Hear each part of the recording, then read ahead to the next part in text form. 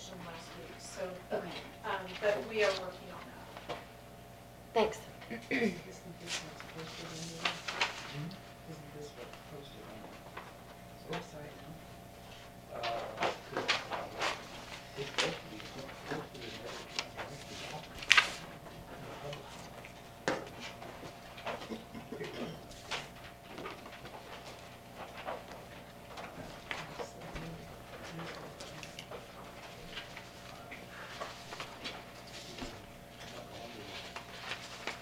Are you ready, Don? Yes. We'll call the meeting to order. First thing, approve the minutes from last week's meeting, March 19th. I'm sorry, that's not correct. 26. Did you bring those down, Don? Yeah, they're there. Sorry, did I give you the wrong person?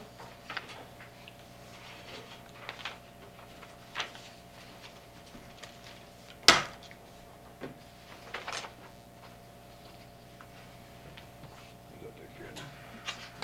Yeah, I'm sorry.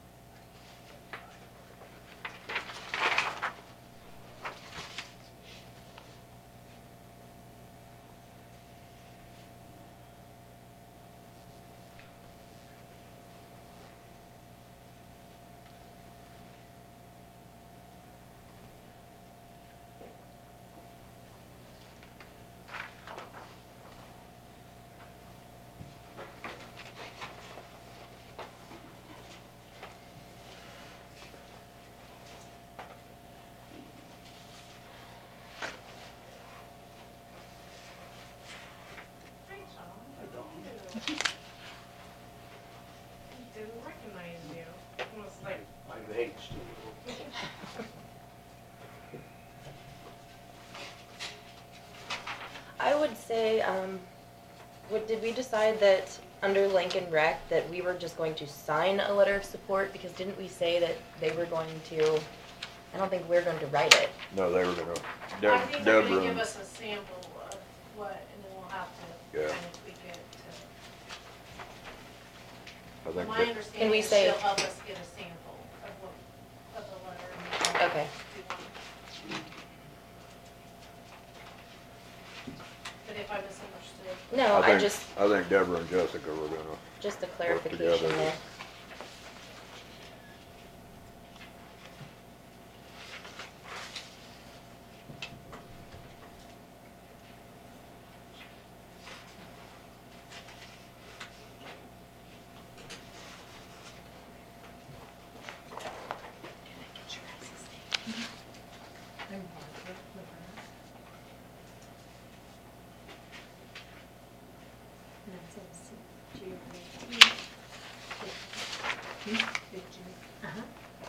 Kim Springer.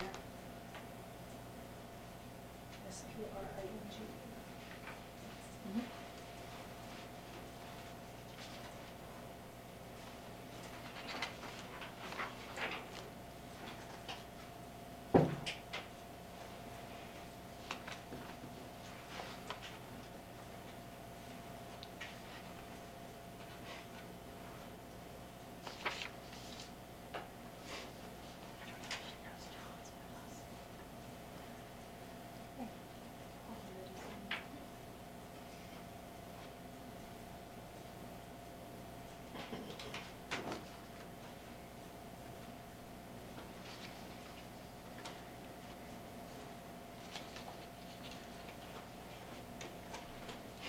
Move we approve.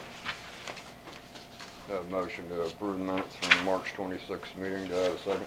I'll second. Have a motion and a second. Is there any further discussion? If not, all those in favor I- shout. Oh, oh. I do have discussion. I know it's commonplace to say at the adjournment that with no further business to come before the board, but these meetings that are being shut down in the middle of discussion, I don't think they should say that in the minutes.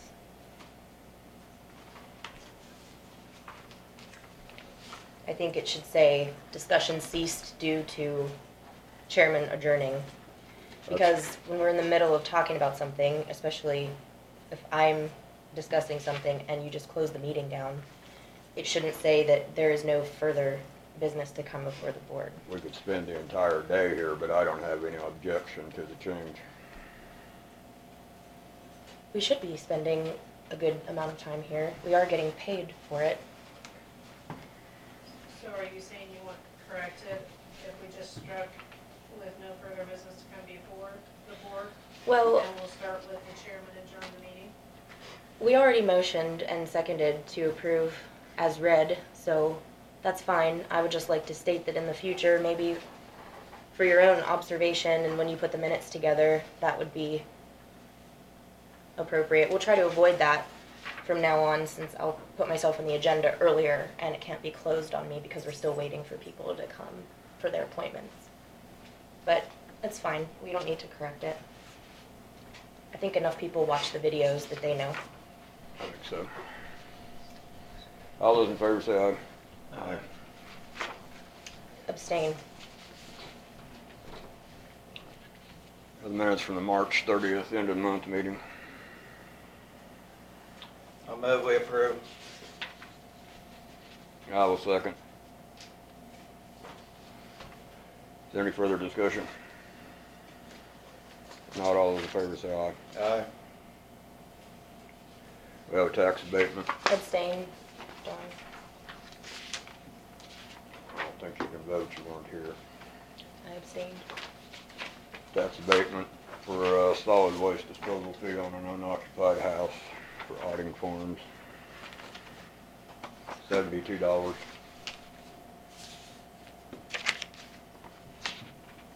I'll move we approve. I second. Been motion second. Is there any further discussion? If not, all those in favor say aye. Aye. Aye. Aye.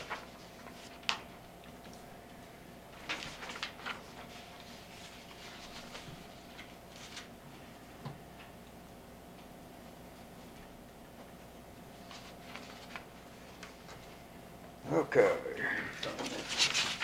Yeah. Inventory.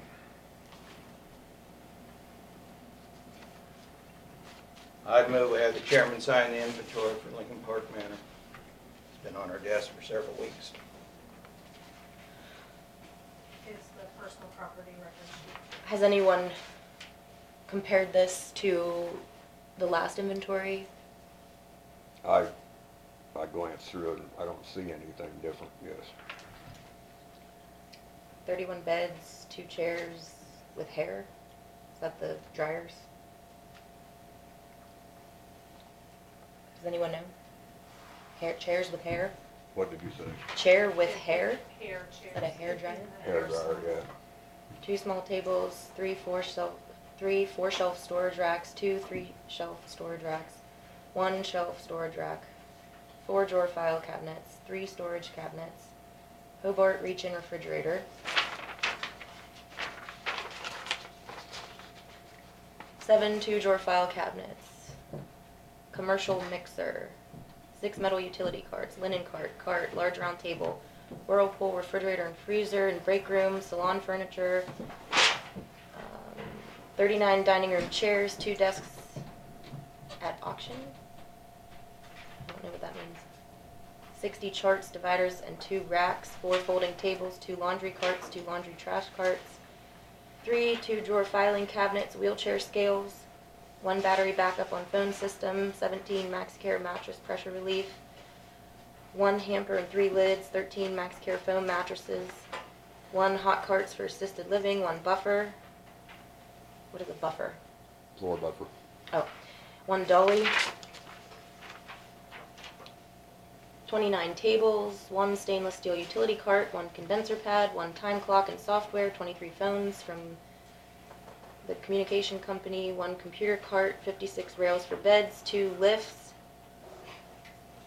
2 floor pads, 2 mesh hampers, 1 nursing cart with cover, 1 freezer for dietary, 1 table toter, 1 ladder, 12 floor cones, 1 remote handrail, 1 cold table salad bar, 1 snow blower, 1 sofa and 5 winged chairs, 1 whirlpool. I'm assuming that's the washer. No. Bathtub. About Oh, so the washer and dryer aren't on here. That is what the appraiser's office has listed from the former Mid-America. And when they terminated the contract with Mid-America, all of that property became ours because we had to pay for it. So that would have been what was formerly the nursing home property. That's not Lincoln County's. Lincoln County's portions of it is not on the tax bill. Those would be the portions that the county had to pay when we terminated the agreement with Mid-America. So it does not list everything. So don't we want an updated list? You will get that on your inventory, but this is the appraisal part of it. So when the property sold hand, we took ownership of everything that was listed on personal property. It's not taxed, because when it's changed hands, the personal property tax law was no longer there. Well, these all say exempt. I know, that's why, they're not Just exempt. an inventory. But they still require you to send in the stuff, or sign the personal property.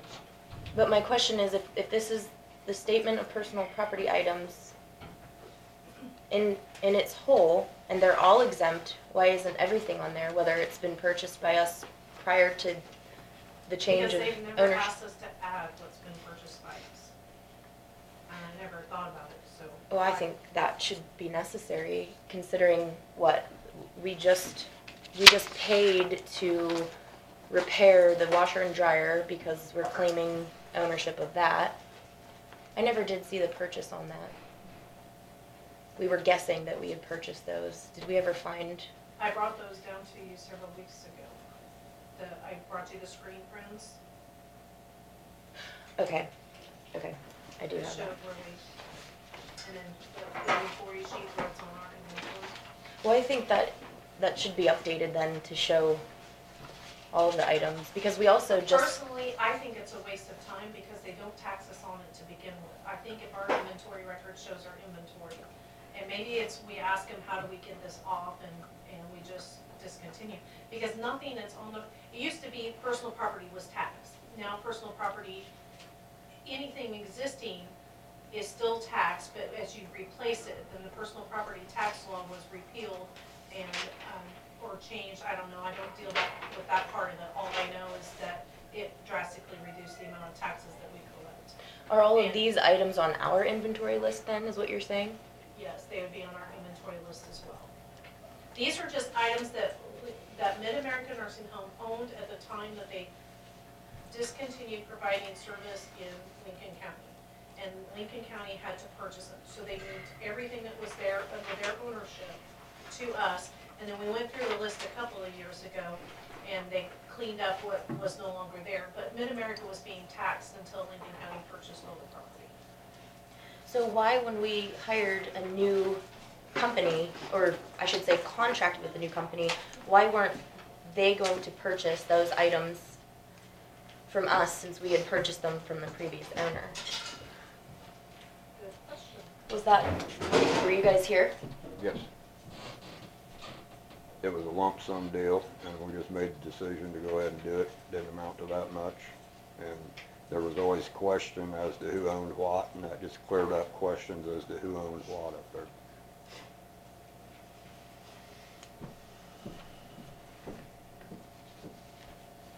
Well, I don't think we should even acknowledge that then. We should just get our own inventory list in order and have it. I can ask them if they can delete it. I don't know if they can or not. I don't know how we get it off of what was already on our retention sheet, so I can ask.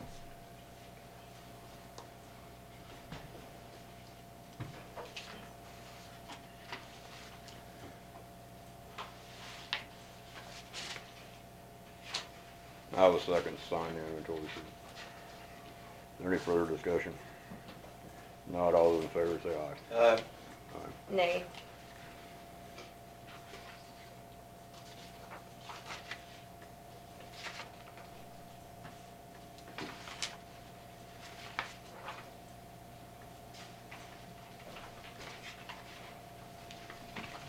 Okay.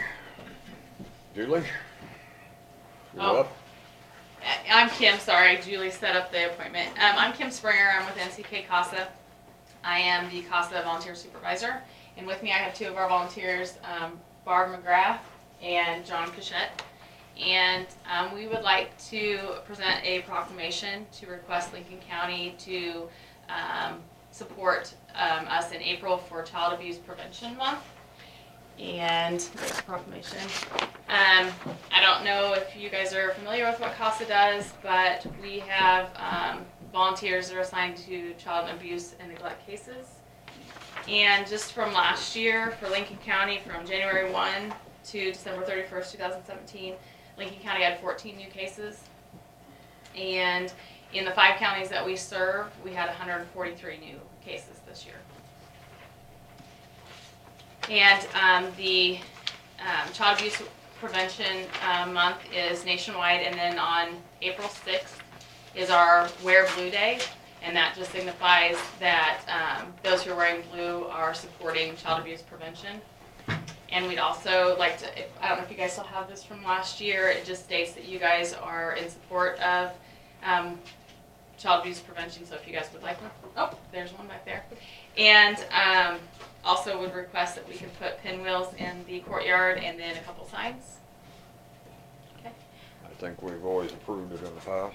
Did you have any additional volunteers from Lincoln this past year than the prior year? No, the CASAs that are on, we have one CASA group that is serving a child in Lincoln County, and right now they have been on for a couple of years. So we didn't have any new volunteers yet, but we're still in the recruitment phase. So I know we had tried to put kind of a plug in, just with a few different things. We discussed it at a couple of different meetings and put something out there on the web. But do you have any suggestions? We probably need to try to schedule some more meeting. We're going through a change of admin as well, so as soon as that kind of gets in place at the end of May, I'm hoping that maybe we can get down here to do some kind of educational type meetings, kind of promote what we do. So sometimes people just don't understand what CASA does, and then what kind of commitment that is. And so we would like to probably come down, and maybe we can get with, John knows some people around here, so does Barb, so we can get with them and see what maybe committees and stuff we could come talk to, and maybe they would come with us too. So we'll try to plan some stuff this summer and try to get down here a little more. That will help if we come down more. So, Out of curiosity, are they reimbursed mileage? for certain things, yes. For anything that's court related, child related, they do get reimbursement. When they have to come to trainings and stuff that we require, they don't get, but yes. And how many training sessions, for example? Well, they have, just to get started, to get your, to be a CASA, they have to do 30 hours of training. And we try to do that within about a month period. Then after that, they have to have 12 continuing hours through the year. And we offer in-services every month so they can kind of pick and choose. And there's some other things, books. In Salina? No, this is in Concordia. Okay. Yeah, that's where NCK CASA is out of right now. And they can do some of their other in-service stuff through Salina and other places that they don't have to just use us as their resource. And then it's 12 hours yearly to Annual. keep up your... Yeah. Do you guys have anything that you want to add while you're here? Well, our training was 10 weeks at 3 hours a night when I took it, and then the continuing ed, as I call it, is anywhere from 2 to 3 hours once a month, just various things of interest. I was able to get one class in Beloit and not have to go to Concordia, so you try to do that if you can. There's how many CASA volunteers do we have? We have 18 CASA volunteers right now. We have 16 active cases as of right now. So. Is Lincoln County one of your, is that one of the only ones that doesn't have basically a proportionate amount of volunteers to cases? I mean, you said we had 14 cases, but one volunteer. No, because each count, like Concordia has a lot of cases, and they have, so no, it's not disproportionate compared to, because Concordia will have a lot more cases than you do, and they just have a handful of CASAs. We just don't have as many cases come up here that really need a CASA, and then we just don't have a lot of volunteers up here. But that doesn't, we still get the volunteers here to cover cases if we need, so. We have a question. I noticed in the Lincoln paper that you have a training coming up April 16th, Stewards of Children. Oh, yes. Tell us more about that. Stewards of Children is a program that basically teaches parents and grandparents and other people basically how to keep their kids more safe, how to talk to their children about stranger type danger, abuse, that kind of thing, just kind of education piece of part of what CASA kind of does for the community. It didn't give a time, it gave a date, it's April 16th, but it didn't. I believe it's 6:30. I don't teach that one, but I'm 99.9% positive it's 6:30. And that's in Concordia. Yeah, it'll be at NCK CASA. It's right below the health department on 11th Street. So, and if you guys need any information, you can give us a call at the office, or we are on social media everywhere. So, Just west of the hospital, for those of you that maybe don't know the Yeah. area real well. Thank you. and if you guys will sign that, I will steal that back from you and give you a copy. Is that okay? And then could I ask to get a picture with you guys so we can promote that you guys are doing it before? Sure. I think you need a motion to proclaim. I would move to proclaim April as Child Abuse Prevention Month. Do I have a second? I'll second. I have a motion and a second to approve the proclamation for April's Child Abuse Prevention Month. All those in favor say aye. Aye.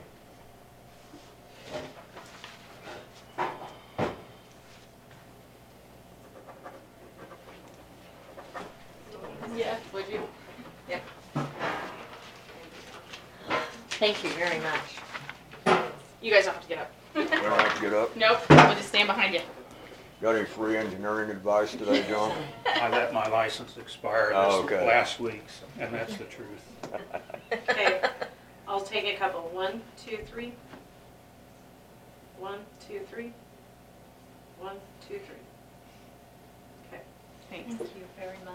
Thank you. Thanks. Thank you. You guys have a good day. You too. Water runs downhill. Water, it still runs downhill?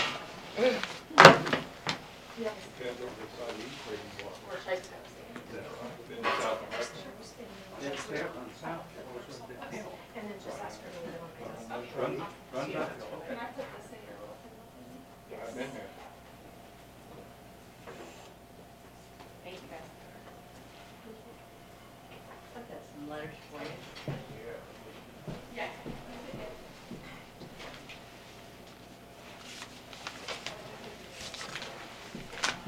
Thank you. Thank you.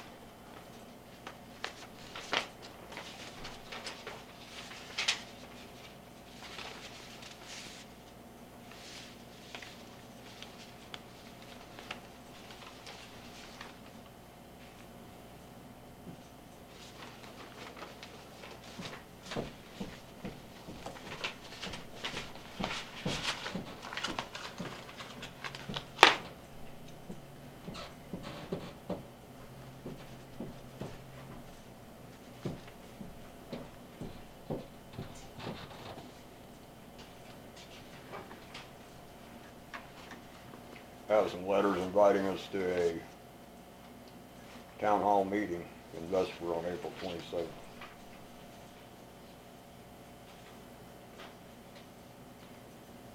It says, Dear Lincoln County Commissioners, we, the taxpayers of Lincoln County, Kansas, request your presence at a town hall meeting April 27th at 7 p.m.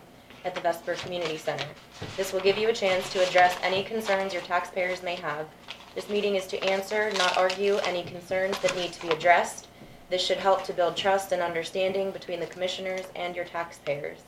This should help to make your job easier, as you will know what the people want and you can explain what the commissioners are able to do for our county. Thank you for your time, and we will see you April 27th at 7 p.m. at the Vesper Community Center. Sincerely, your taxpayers. And there are quite a few signatures on here. It looks like these are just multiple copies with different signatures. Thank you. That's a Friday evening. That's my night out. I like Are you up that late? find some.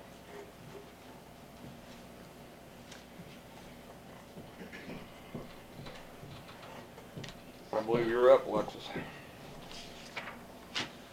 Okay.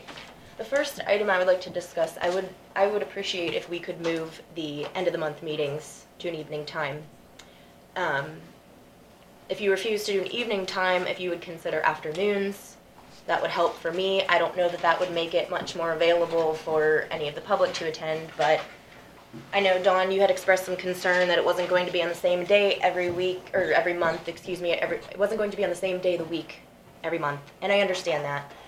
But my personal situation as it is has changed as of the beginning of this year, and I have a job that I did not have last year. So it's making it difficult for me to do morning meetings on a random day of the week. I would appreciate it if we could do evenings. That is so that I can encourage attendance from those who may have 9 to 5 jobs that don't get back to Lincoln or home until 5 or 5:30.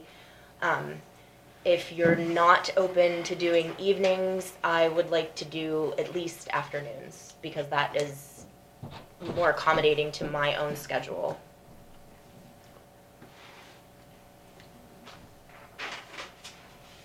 I will consider it.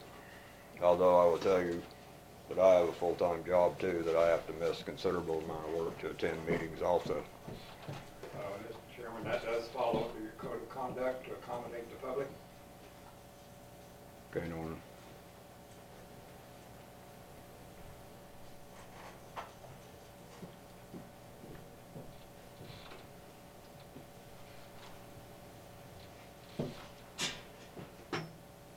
Aljo, What?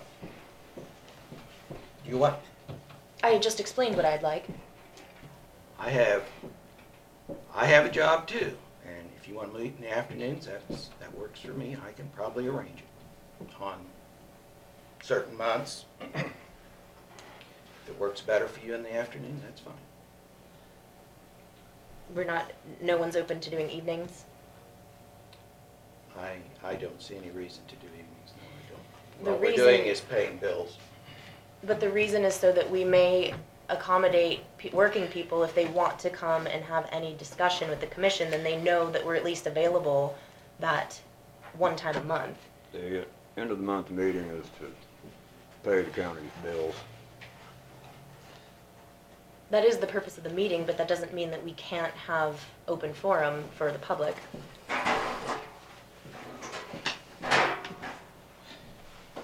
only thing that I would like to add is mail goes out at 11:30. So it would need to be The day before the last working day. So that we can get vendors paid.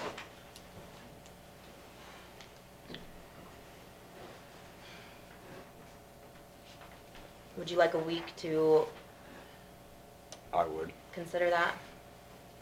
I think just like she brought up, I think there's things to consider. Okay, the other thing is we were going to discuss any changes or amendments that we would like to see to the, where is it? To the dilapidated housing. resolution, well, program, it is it a resolution? It's a program. Okay, program. I do think that we should add the words uninhabitable to avoid any of those problems like were discussed with the one request where someone wanted to build an addition, so they knocked down a portion of their home that was livable, and then they requested that it be forgiven due fees to the landfill, to the CD pit, but it was a livable portion of their home, or their home entirely was livable, and then they decided to demolish it and rebuild. So I don't think that's the purpose of the program. I would say, since this program says that the landowner deems it dilapidated, I think we should just add the word uninhabitable, dilapidated and uninhabitable, which means no one's been living there or cannot live there due to utilities being off, or the condition of the premises is such that no one. That's a little more sane.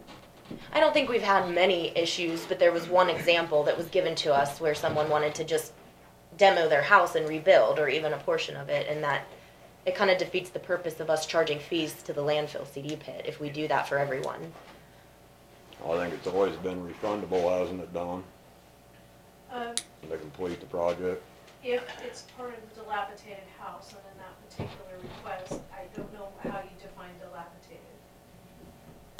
So I told him I didn't feel like it qualified, and that he would need to come and talk to you guys, because to me, dilapidated means that it's an unlivable home. But I You have a don't, portion of everybody's your home definition that, of you have a inhabitable portion is of your home that's uninhabitable? Do I? No. I mean, the basement, I suppose, if it's unfinished, is uninhabitable, but if, you know. I just don't know how you define that, and I don't want to be the person You can that say defines dilapidated that. and uninhabitable in its entirety, you know, that it has been vacant. We can add the word vacant. It could be a vacant property. I think the point is we're not going to do forgiveness on fees to the CD pit for a home where someone has been living there. That's the concept, right? It's for the houses that have been abandoned, neglected to the point of they're irreparable. That's what I feel. Am I misunderstanding that, or is that the point of the program? Well, the point of the program was to get rid of the houses that were not fixable or habitable. And that They were someone was willing dilapidated to. to the point that they couldn't be restored. And it says structure, so it includes garages and outbuildings and things like that too. I don't want to be the person that's defining that, so that's why I brought that one request. Well, I think we should address it. Are there words that you would like to see added, omitted, amended? I mean, I gave my examples. Uninhabitable and vacant would be That's adequate. appropriate in my opinion. Who's gonna make that decision, though? Well, if it's vacant, we know that no one's living there because the utilities are off and Well, no, but there are houses that are vacant that are habitable. Well, I would think there should be a time factor. It's been that way for 5, 10 years. Time to do something. Norman, you got something? Yeah, there is a guideline. It depends on the cost and. Cost exceeds the value. Yeah, I meant to ask the appraiser's office last week and I forgot. I don't know if they,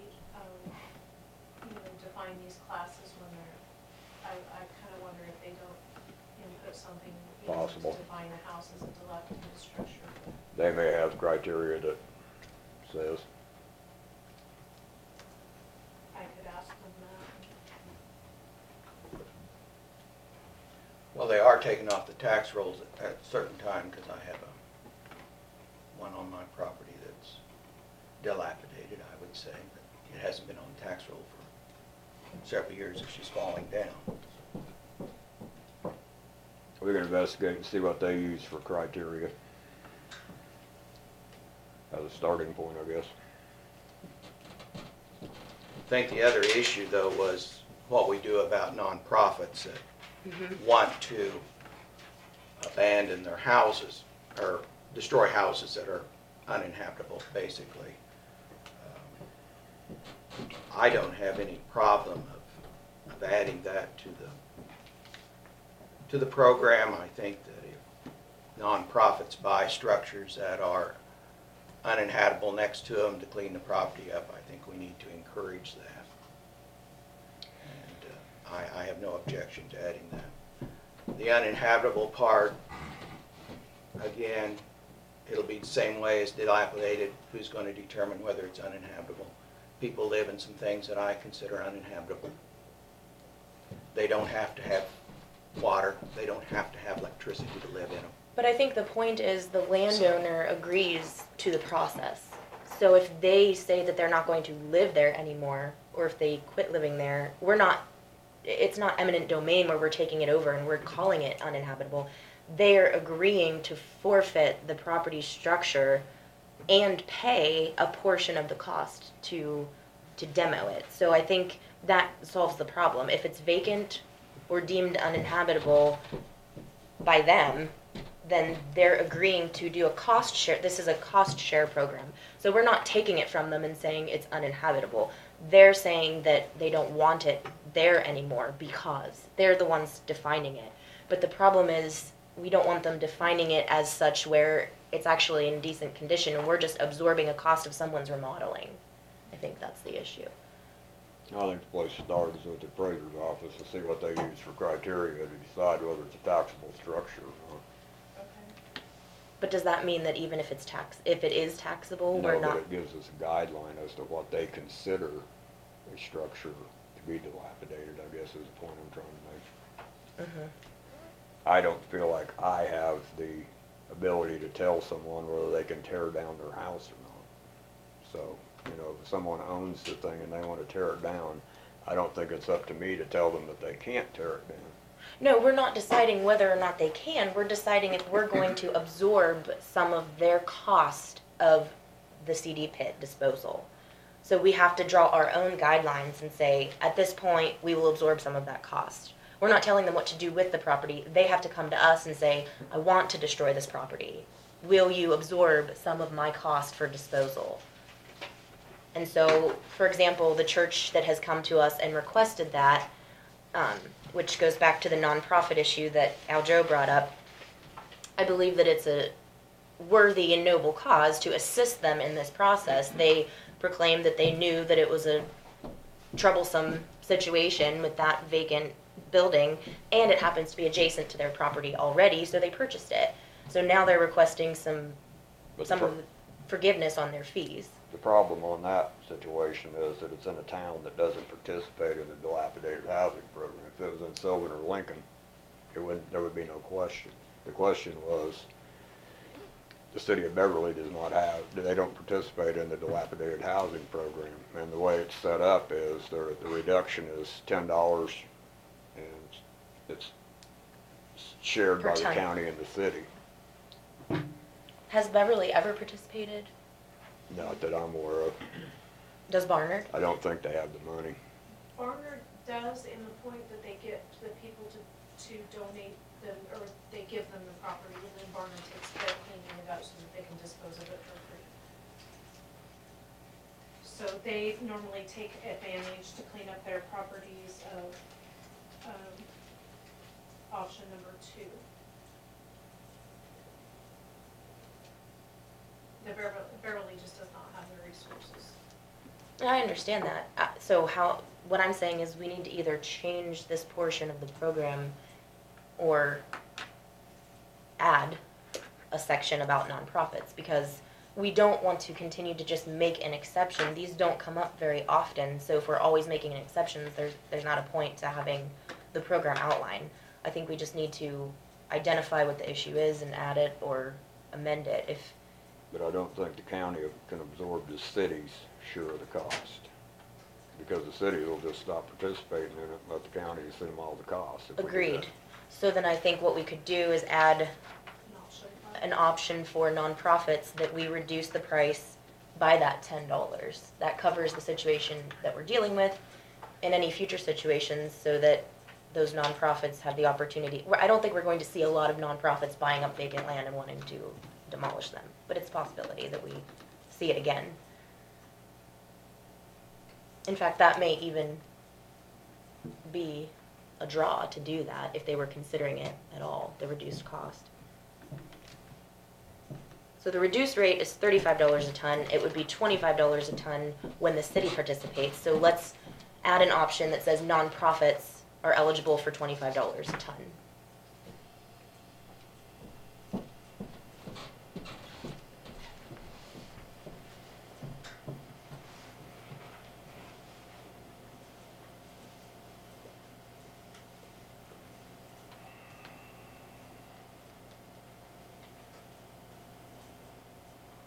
I think if we're gonna change it, we need to make all the changes to it at once that we're gonna make, so I think that we still need to get, Would you Was ask? there some any other input from- changes? what's that? Was there any other changes? I mean, do you guys all kind of agree with adding an option 5? I have no objection to it, no. Okay, because then what I can do is kind of find out the appraiser's classification and then maybe just present. See if they have some criteria they use to determine.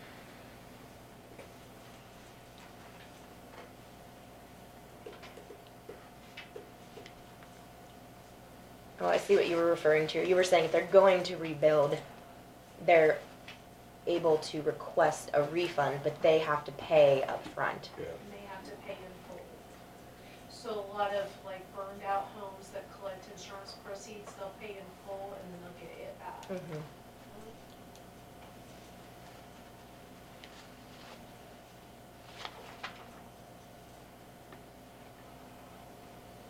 I shouldn't say a lot, thank God we don't have very many divorce.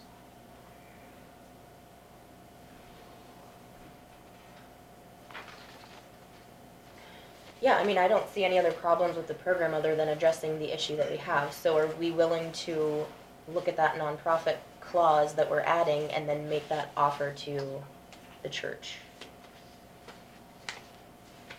Yeah, I don't think anyone has a problem with it.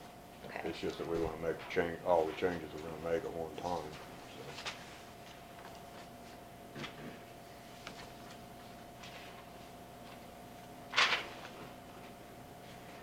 so. Okay. I have a lot of questions that come to me just about certain issues that I may not have access to that information at the time. So when I do an open records request to find out something, you know, and I'm particularly referring to road projects and or bridge projects. If I don't know what's going on, which I wouldn't for any given time period, you know, unless it was brought up at a meeting, there's no way for me to find out unless I do Kansas Open Records Act request, which then takes 3 days potentially to gather that information. So, when I was facing this dilemma last year at this time, I started suggesting that we keep a working map. And that lets everyone who's involved understand maybe, you know, we're concentrating on this portion or that portion or these particular projects for the year. The bridge that is being funded this year with our cost sharing, is it 87? Am I on the wrong number? I can't remember. I wrote it down. I don't remember what the bridge number is. But for example, you know, anyone who's involved with knowing what bridge was applied for, 87. it is 87. Anyone who's involved with knowing what bridge we applied for the funding, then we know where that construction is going to take place ahead of time. If you have a question about a bridge in your area or what the status is or what the plan is for it, we can't answer that. We're still working on this plan to have these bridges prioritized to know what we're looking at. And the list that we last received, actually, you two had pointed out to me that two of the bridges on the list are on dirt roads. So are we going to take those off of that priority list? Is that what we decided? I think we're waiting on something from the engineer. Well, we had As made a far as motion the- to receive a prioritized bridge list, and that's what we received. Do you guys have that? But I think they're still discussing with the engineer which projects to proceed on. Well, and I have seen and been told about some different projects that have had some attention brought to them either by coming before the commission or phone calls into the office. There have been some recent developments on projects, whether it be a road issue, a bridge issue. I know that they've been out looking at specific things. One was the bridge that was brought to our attention where the outflow of the lake is controlled there, and that's the first bridge crossing with that water flow. I know they went and looked at that issue, so that should be at least addressed on paper at this point. But in order to keep track and categorize what's going on, I had suggested the working map. And the response by the highway department, the public works director, was that he had found a program, a software program that we could purchase, use the updated technology so that all the employees had access and they could track and report on issues and keep everyone abreast, basically in real time almost, which is pretty impressive, and that's one of the advantages of modern technology. I think it's been long enough, it's been many months since we initiated that program at his request, at Michael O'Hare's request to have this program. We approved payment for it. They've done their training on it. It has a monthly availability, a monthly fee that we pay for the technology, for the tablets and the internet and such to access that. I think it's time that we are able, at least the commission is able to participate in tracking projects. Because, for example, when I bring up something at the meeting, I have no way of knowing whether that issue has been addressed or not, unless I do a public records request, and 3 days later I can find out if and when the issue has been addressed, and then I can get the paperwork and read through it. It's kind of a tedious process when we're paying to use the electronic information that's available immediately. So, that being said, I think it's time that, I know there's a reluctancy to let the public be involved, but that is the whole purpose of this. If you look up on the internet, this Mobile 311 program by Dude Solutions is the company, their whole push is to involve the public. That helps keep the communication open, it creates accountability, it actually cuts down on the workload for the administration to track everything themselves and not, basically, otherwise you're just getting input from people who are willing enough or able to call in and report these things. And I know there's been a lot of discussion about the negativity of the public attitude toward the public works and the highway and roads department, and we're not going to cure that unless we open up that communication. When you keep that communication closed, you're giving them every reason to say, well, I called in about this or did that and they did nothing about it. If you're not giving a visual or somewhat of an immediate response, for example, we had someone come in and say they had requested for 3 years in a row their particular culvert issue was a problem. And when it finally came to a heated discussion in the commission at the table, it got fixed. So we don't want to see that repeat itself. I think we can avoid that by being preemptive and tackling this issue with technology. I think that was the whole point of spending the money. So now that the money is spent, I think we need to utilize the program.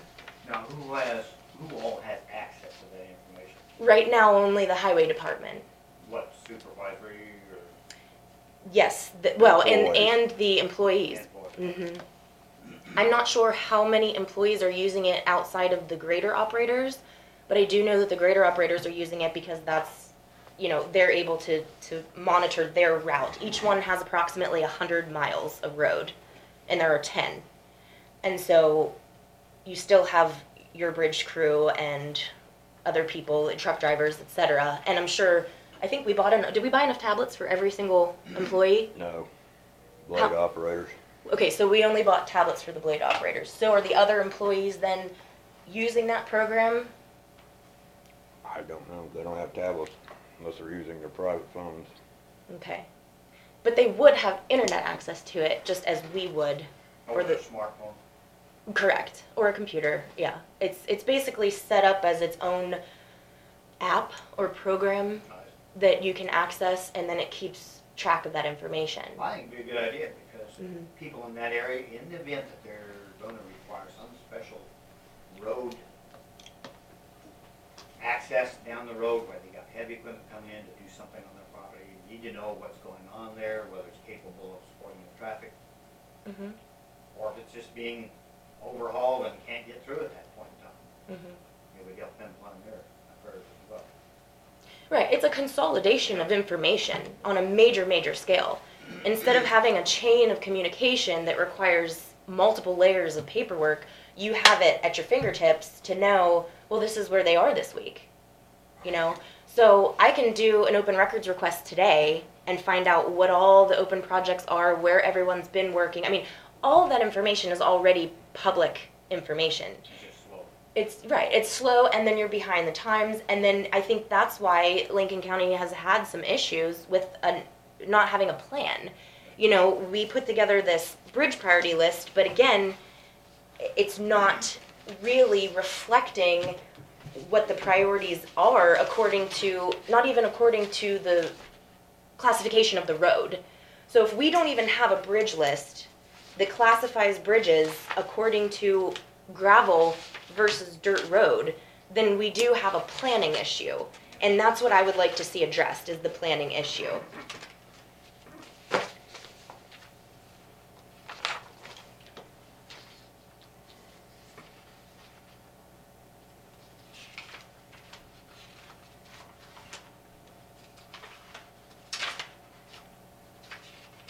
So are either of you willing to attempt to use that program?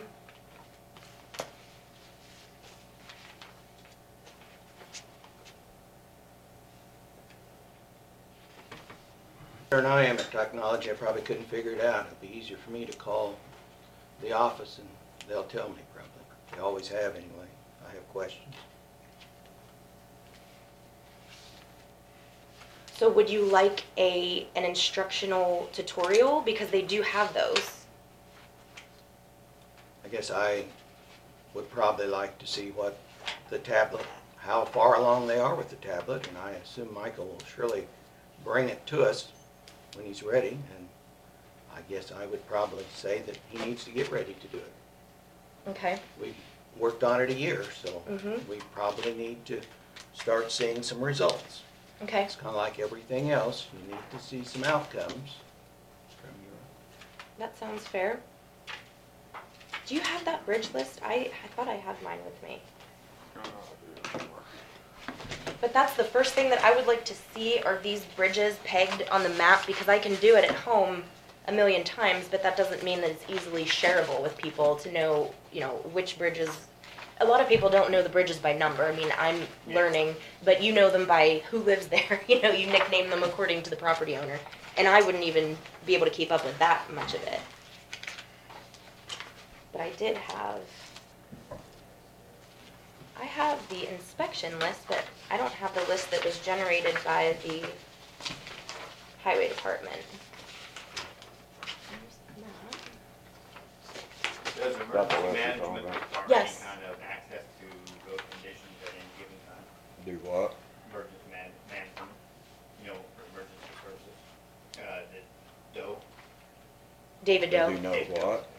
does he have access to that county road information in the event that things really got messed? If they're going to have a road closed or a bridge closed or something like that, they notify the sheriff's department, emergency management, fire departments, ambulance. So they basically, they go through the sheriff's department for notification. They what? They go through the sheriff's department for notification, or if be advised of what the road situations are in a given area. Yeah, they'll notify like the fire chiefs and the EMS and sheriff's department and emergency services. So do you think it would be more appropriate to receive an instructional session from our own highway department, or would you like to go directly through the company? No, I think it needs to come from the highway department. I don't know what the company wouldn't have our information. No, the company gives you a tutorial on how to utilize the program itself.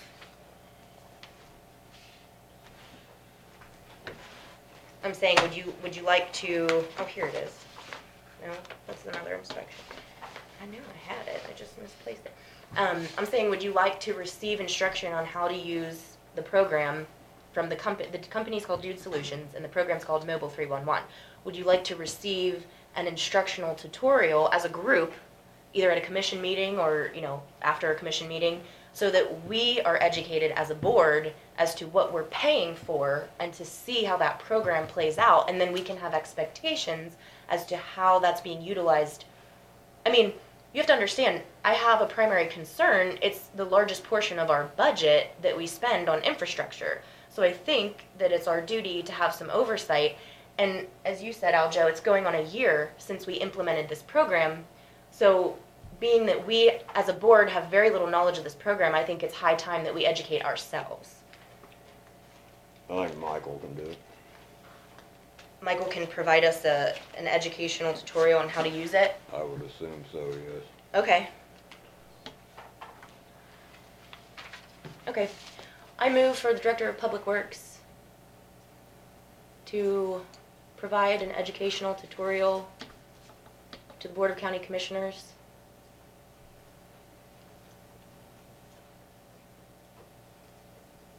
on use and implementation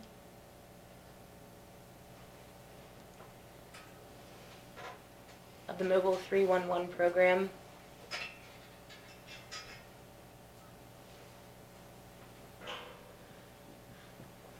I think we can request him to do it without a motion. That would be so that it goes into the minutes. Okay.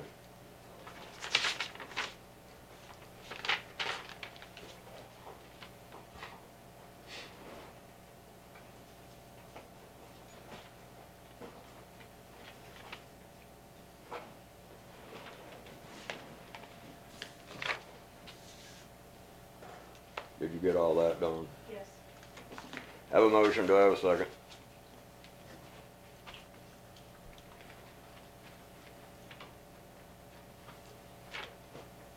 Motion died for lack of a second.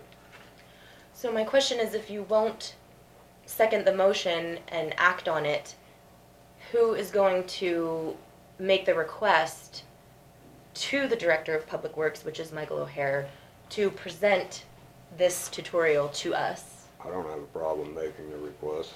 I just don't think you need to do a motion to do it. Do you understand that statutorily what we do as a board must be done in an open meeting, that we really have no authority one-on-one to go and make a request of any other department personnel on an individual? The next time he comes in, we'll request it. With a motion? I don't think we need a motion. You're gonna make a motion for every time you want a piece of paper from him, or? It is customary Something. to make motions as a board to acknowledge what your plan is and what your requests are. You do it through those channels. If we were to ask Dawn to bring a piece of information and she agrees and she's here, that's fine. Our highway department has provided information to us through previous motions. I'm not sure why you're so against that process at the current time. I just don't think we need to make a motion to request information from our employees or our other elected officials. Or you wanna make a motion, every time we want Dawn to find a piece of information for us, do you wanna make a motion and a second and a vote to ask her to do it? Well, she comes to every meeting and she has promptly even gone upstairs in the middle of a meeting to retrieve something. I don't think we have an issue with that. I'm talking about something where sometimes it takes days or weeks, months, or even close to a year now to, like Aljo Wallace said, see the results. So when you make a formal motion, you're making a statement to the public, and we answer to the public. And so when they read in the minutes that the Board of County Commissioners is requesting this information, then they can see that we're being accountable for what we get paid to do. And if you're just going to say that any kind of side information or side conversation or, private communication is going to suffice, then how is anyone supposed to know in the public what we do or what we intend to do? The next time he comes in, we'll ask him to provide it to us. Okay, I'll write that down. You'll ask him? Yeah, I'll ask him. Okay. And when would you like to ask him to provide that educational tutorial? I'm not sure how long it would take, but I would suggest that we set a block of time out, maybe 2 hours. 2 hours? You really think it's gonna take that long? Well, Aljo was concerned about his ability to use technology, and I think we should have at least a sufficient amount of time to go over I think things. maybe we should ask him how long it would take him to do it, instead of blocking off 2 hours for something that might take him 15 or 20 minutes. Well, if it took the highway department almost a year to implement it, how can the commission learn it in less than 2 hours? Yes, I'm not so interested in learning it. I just want to see how they are utilizing it now.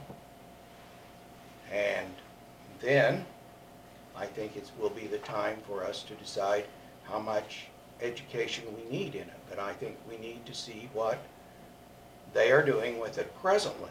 And I guess, as I said, yeah, it's been a year, and I am ready for Michael to show me how he works it and how the employees are using it, and if they are beginning to get used to it. I think we're dealing with age population here that is not used to IT stuff out in our working force. I think we've got to recognize that. I don't think that we want them spending all their time doing that. I mean, I think we have other issues out there on the roads that can't be solved with a handheld tablet. Well, I'll give you the perfect example of why it would be beneficial for the public to know. I didn't say anything about the public. We're talking about the commission and our relationship and our back and forth of this tablet with Public Works. When we get to that point, then I think we'll be ready to move to the public. I understand that, and so I'm just giving you a long-term justification as to why implementing this program was so crucial. For I believe example, you have given us that, for and example, I understand it. For example, if you were to know where there are culverts that are in need of repair or desperately need replaced, and let's just say, you know, a particular section had so many and you could identify their sizes, I've been told that the highway department is not currently keeping any particular size of culvert on inventory, let's say. And so for the recent, we are? We do? Have you driven by the yard up there and looked at all the I culvert said any pipe? particular size. It's basically just been mix and match hodgepodge of anything that has been kept or retained for whatever I think you need reason. to make a trip by the yard. You'll see a large assortment of culvert pipe up there. And We don't keep large ones there because of the cost of them. But the normal use ones, we keep a large supply of them up there. and let's say, just give me a guess as to a number. How many there are there? I haven't driven by there and looked at them lately, but it wouldn't surprise me if there aren't 40 or Okay. more. And over what period of time do you think that inventory has had a turnover? Relatively constant. They put them in, they purchase, they put more in, they purchase. Okay, so is that inventory being tracked and then designated a future replacement site by each piece and its size?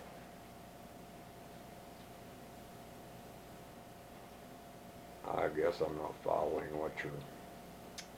I'm saying if Does you each culvert pipe up there have a designated place to go? Correct. No. No. Okay. And that, again, is my point.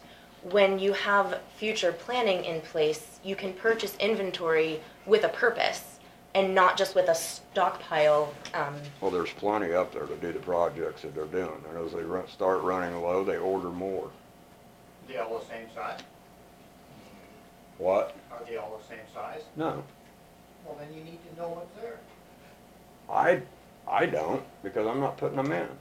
Yeah, but still, you need to be able to interact with what's going on out there to know what's needed and what they have on hand. I'll give a recent example of why this is a problem. I was approached by a citizen who made a phone call to the highway department and said that he had found a good deal on some tanks that he had read in the paper that we were looking at purchasing some anhydrous tanks because the co-op is selling them, or going to sell them. That was the discussion. And so we had talked with the highway department about purchasing those tanks. Now, I don't know what price they went for. I didn't follow the price. Did any of you? Yeah, so, They haven't sold yet. So I don't know what the potential price is going to be. But I was approached and told that when he read that we were interested in anhydrous tanks, he had found some similar tanks that were potentially going to be able to use for a similar purpose, for our purpose of small culverts. And when he called into the highway department, he was told that no one has any purchasing power for those types of purchases except for the director of public works. And he wasn't available that day. And the particular inventory or items, materials that he found were on auction that day. So we potentially missed a really good purchase and, a need. If we had an inventory and knew that we need 3 6-footers, then anybody should be able to make that purchasing decision in the office, is my point. But if you don't know what you need, how can you make those purchasing decisions? And with a $2+ million budget and one person authorized to make all the purchases, you can't be efficient. I want to say this would be like a $6,000 purchase, somewhere in that neighborhood. I'm just guesstimating here. But if you can't make a $6,000 purchase as an administrative employee above 25 other employees and $2.5 million plus, then how is that efficient? see this picture of that pipe right there? Mm-hmm. If we buy that pipe here, it has to get shipped to Oklahoma to have it be cut in half and have the floors put in it. Mm-hmm. So there's a good chance that we can buy the pipe in Oklahoma at that yard cheaper than we can ship it down there. Okay. Is this the same company that did the last one? Yes, it is. And they took a pipe of ours back down there with them when they delivered The the last ones one. here. Mm-hmm. And we do have a designated place for that one that they're going to work on, Yes. which is both of them. excellent. That is excellent. And I suggest that we do that, not just for these large ones that are big purchases, but also for the small purchases.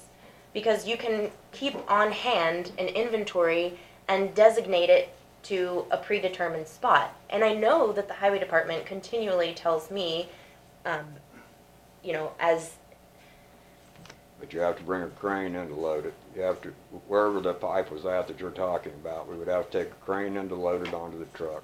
We'd have to haul it in here and have a crane come and unload it. no, these So were they're- tanks. These were tanks similar to what we were looking to purchase from the co-op. This wasn't. Yes, those are the same thing.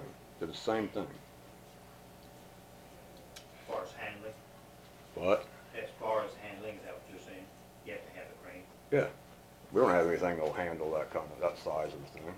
Well, that is also part of the planning process to figure out, are we going to make those purchases in bulk, or are we going to find a good deal and see what the cost is to subcontract out the delivery? People order things all the time and have them delivered. I'm sure we've done that as well. And what I'm getting to is the fact that without that inventory on hand, did you want to say something? Me? Yeah. No. Oh, I thought you were mentioning. Without that inventory on hand and without knowing what we need, where we need it, for example, for the next, future projects and making that to-do list, how are we going to be able to get ahead and not just continue How many to... of those big tanks would you like to have in stock? Because we're going to do we're going to be able to afford to do 2 of them this year. Okay. So how many of them do you want sitting around? You get 2 culverts out of each tank. I can't make a decision like that without knowing what future projects there are and what sizes are needed and where those projects are going, and then to know what materials. If we go build a bridge or 2, we won't be putting any in next year. Because we'll be building bridges. And the pie is only so big. The other factor is if your heads of departments for some unforeseen reason somebody else do some accident or something, who else knows what's going on? It's true. That's true. You know, it's For the in, normal sized culverts, they can pick up the phone today and they can have them here next week. They come out of Hutchison. but we're also talking about maximizing the efficiency and cost. You know, getting a good deal when you get a good deal that's exactly what it is. So when looking for those, knowing what you're trying to purchase ahead of time, not just buying junk or keeping things on hand that don't have a turnover, that's wasteful. And I'm not saying, not accusing us of doing that. I'm saying without a plan, how do you know that's not what we're doing?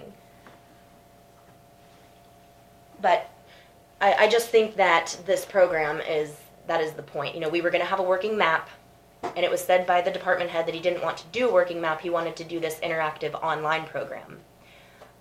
Which is a great idea. I mean, I told him that when he came to the commission that I thought he had a good find. It's more expensive than having your paper map, but if it's going to be utilized, implemented, and available, then I think it'll pay for itself, in other words, with efficiency. So, that being said, I'm glad that you're willing to ask him to provide us some information so that we know, we can see how it can be used. I would also like us to have access to the program, because that way if I put in, for a request or see an issue that needs addressed, I have a way to do that directly from home or from anywhere, really. How would you do that? Via your telephone? On the internet.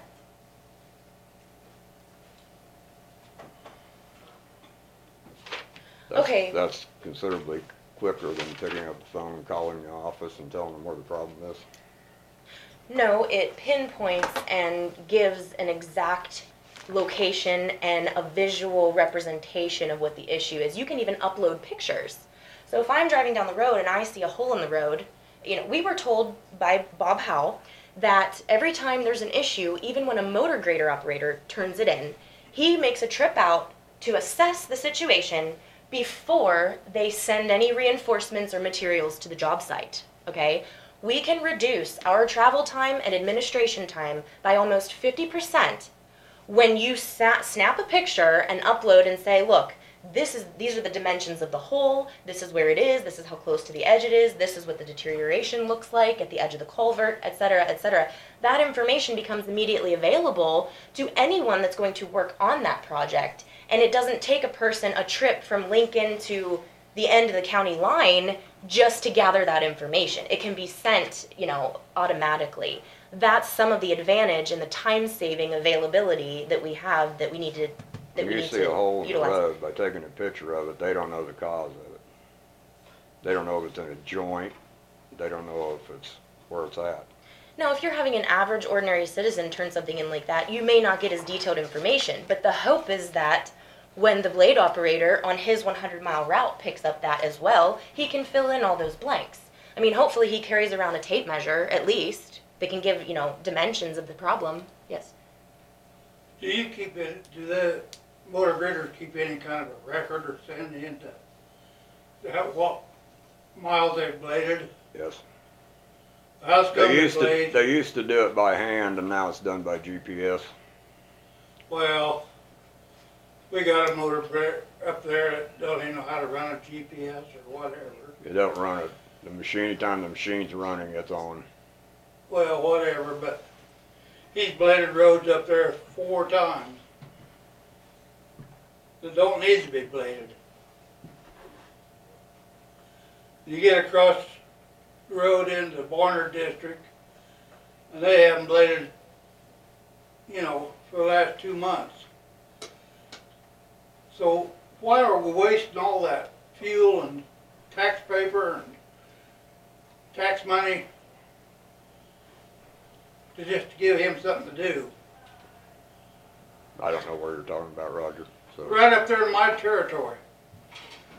I'm glad you brought that up, because I had asked that same question to Mr. Howell. I said, how are the grader operators given instruction as to when to do something or the timing in which to do something? And we don't really have a system for that.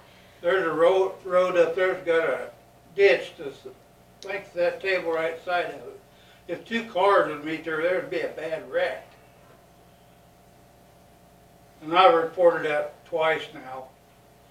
And Bob Howe's never been up there, so. Who did you report to? Mr. Wallace, one of them.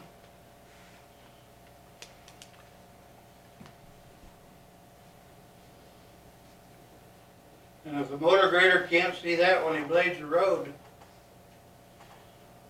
Need to get a new operator.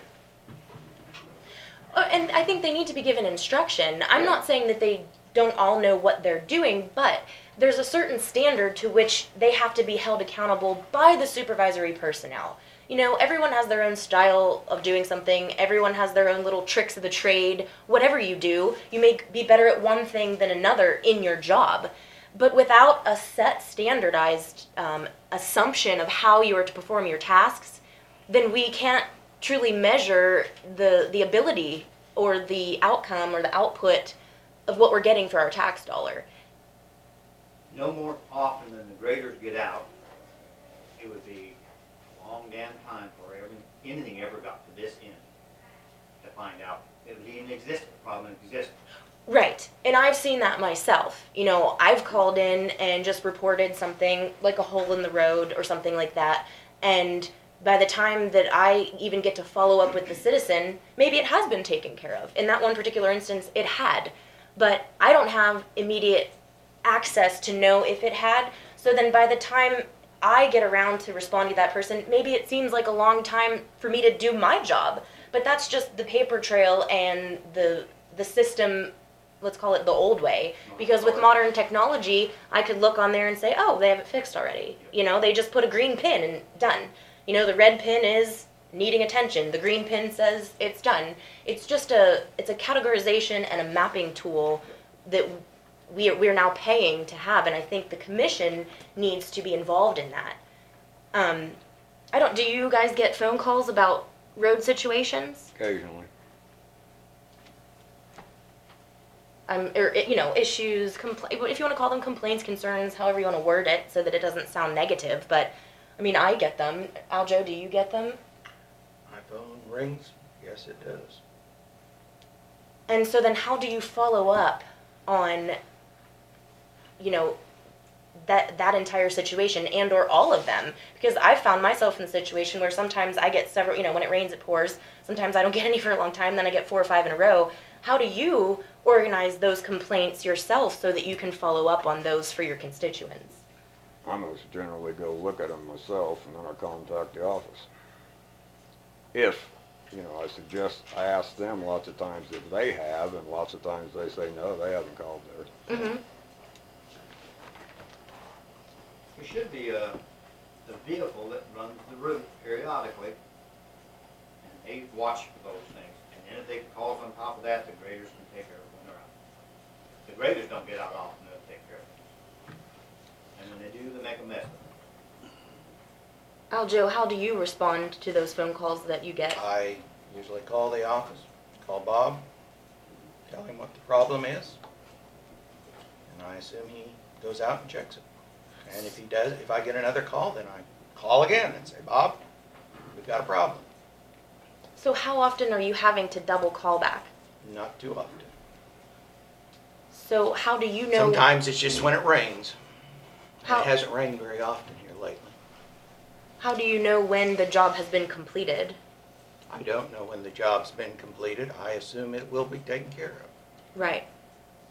But I've heard several times, you know, in the last year and 3 months, that certain jobs have never been completed, and I believe that the public thinks that's our job to follow up on those things. I mean, it's in our direct, right. We need to know and have the ability to know what's going on in real time. Otherwise, it's a 3-day paper trail. that's the reason the road boss should be in here every damn meeting. Yes. Yeah, are you two concerned with the concept that the highway department supervisor, I believe his position is, cannot make a purchase without getting approval from the public works director? I don't know, knows that's necessarily the case. Might depend on what it is. On a culvert? Well, one of these, yeah. I would say so, definitely. On an anhydrous tank culvert? What? On an anhydrous tank culvert? Yeah, that's what that is, right there. That's an anhydrous tank or a propane tank or whatever. No matter what the price, no matter whether, you don't think that he would have the ability? It's like I said, you gotta send a crane and a truck there to load it, and then you gotta have a crane here to unload it, and then at some point you're gonna have to have it loaded and sent to Oklahoma. Okay, So you have to factor all that stuff into the price of the culvert versus what it costs to buy it right down there, already split with a bottom welded in it. So you think that there's only one person that you've hired that's capable of doing that kind of organizational work?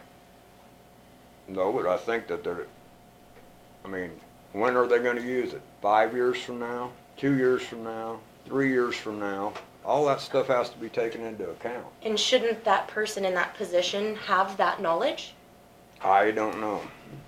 I think it clearly needs the final decision is the supervisors. So every decision is going to go through one person, and you're not going I to didn't say expect... every decision. You just said the Can final you look decision. at that tank, can you see how big that is? We're not always purchasing things this big, Terry. You're using an example of You're one using situation. that example right there. That's the example that you're using. I don't believe that is the length We don't even have that a I'm truck talking that about. can even come close to legally hauling that. You see that? That's a low boy that's got a stretch on it. I see It that. probably stretches out to 60 feet. Do we have any knowledge of an inventory list of what we need to purchase? Because I haven't seen one. That would help answer those questions. I guess it depends on how many years you want to look at culverts down the road. Do you want to build any bridges, or do you want to do all culverts? Because there's only so much money. That's the part that you don't seem to get here. It comes out of the same pot. And without knowing the cost of any particular project that's being planned in the future, how can you make that call? Or how can you expect anyone to gather that knowledge and then make decisions? Well, 3 or 4 weeks ago, you were going on about bridges, bridges, bridges. And now you're changing direction, you're gonna go to culvert, culvert, culvert. It is all an issue. It's all an issue. And just because I want to discuss it in the meeting doesn't mean that I'm going to have all the solutions. I'm talking about issues that need to be resolved through discussion, not by pointing your finger at me saying that I'm pointing out that we have I'm not pointing a finger problems. at you. I'm just trying to tell you that you're not getting the part that there's only so much money to work with, and you can't do bridges and culverts. And with that money, do you have those plans in place? Because once again, we haven't sorted that bridge priority list. So would you like to come back next week with your assessment of that bridge priority list? I'm waiting for the engineer. Okay. I move to request Highway Department supervisory personnel at weekly meetings due to the extensive portion of Lincoln County budget appropriated to this department and need for oversight.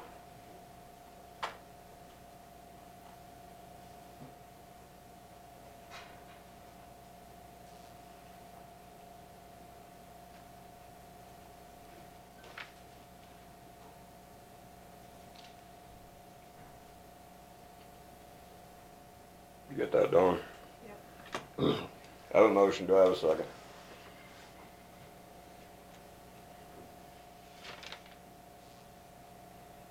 I think I'll second it. Have a motion and a second, is there any further discussion? You know, for years, or 12 years, the road people were here every week and we discussed the problems. And over the last year, the road department has been coming in once or twice a month now. And I've thought about this quite a little. I think it all kind of dawned on me about 2 weeks ago when the attack on the assistant road supervisor, lack of knowledge, because we had read in a book about ripples in roads and what caused them. And when he tried to explain, he was met with hostility, argumentative, and I thought, you know, I know why they don't show up. They don't get much respect.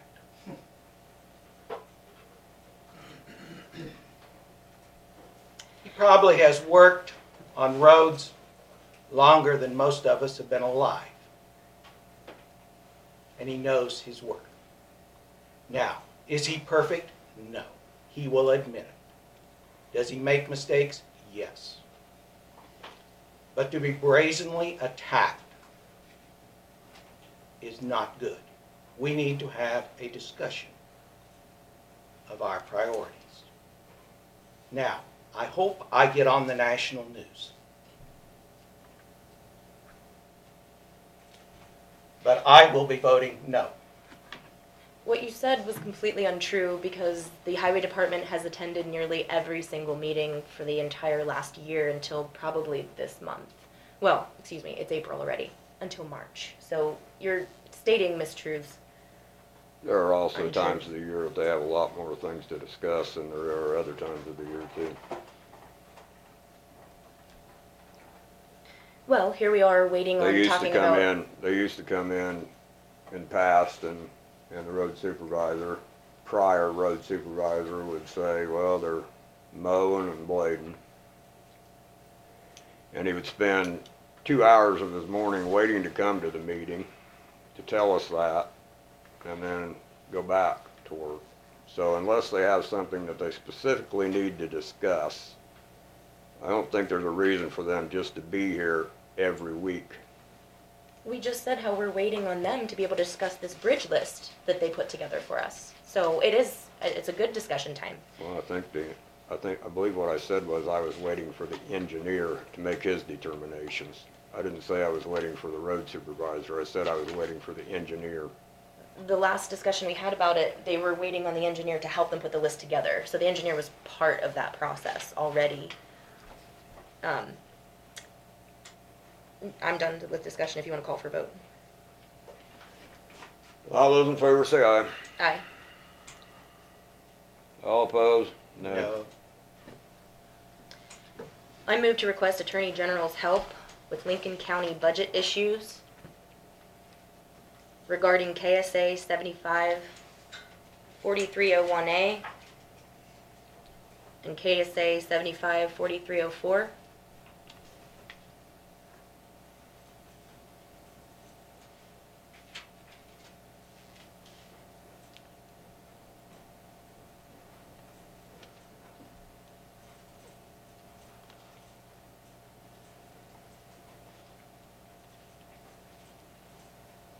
Got that done? Have a motion, do I have a second? Motion died, we'll have a second.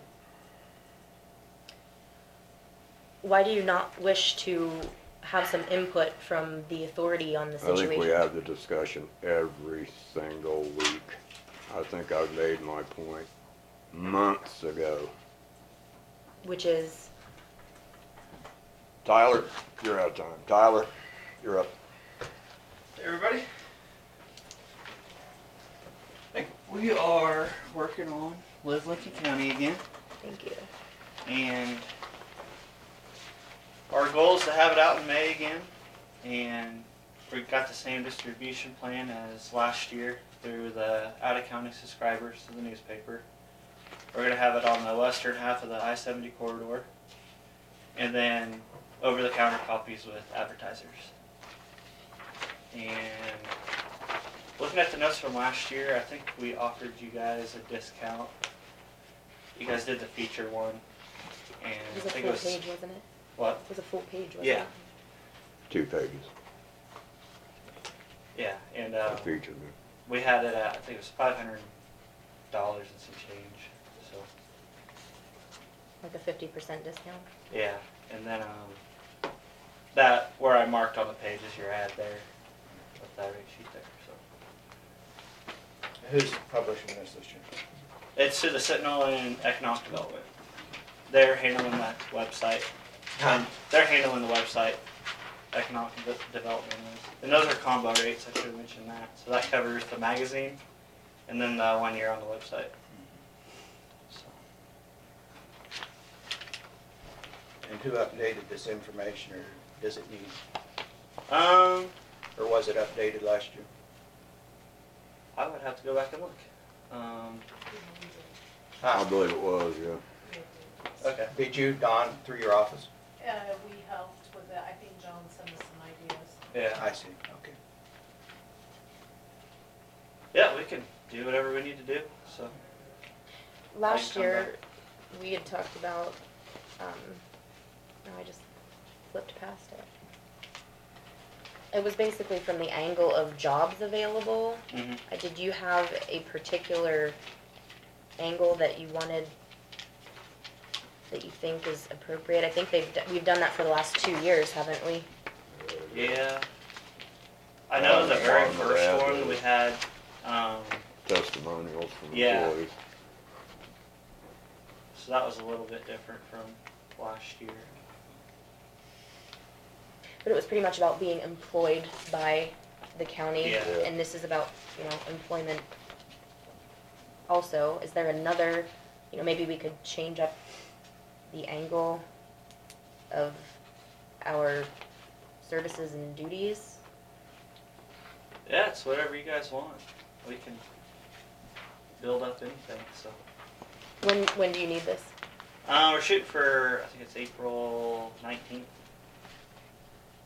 And I can come back and get you guys a proof before then, so.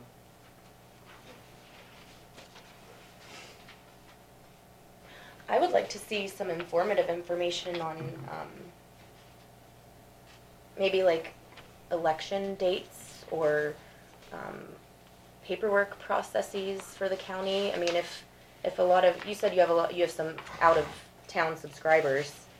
Yeah, Do you- that's one way we're gonna get it out. What would you say the distribution is in county? Well, we're 1,600, so, in the county. Or, I guess that's total. They distribute these out along the interstate too. Yeah. I'd have to go on my list and I'd have to break it down Okay. from the county. think I know, It's actually more geared to people not from here, isn't it? Yeah. The main focus of it And- is to build interest from people that don't live here. Yeah, and Marilyn Helmer does a good job of getting them out when she has people come in. And she came by, I think it was on Friday, and I told her I had to save the rest of my copies because I needed them for meetings. And so it's been a really good response. I know the restaurants have gone through them, Marilyn's gone through them. And, I think John and Kathy and Kelly went to it was the last Kansas sampler event this last month, so.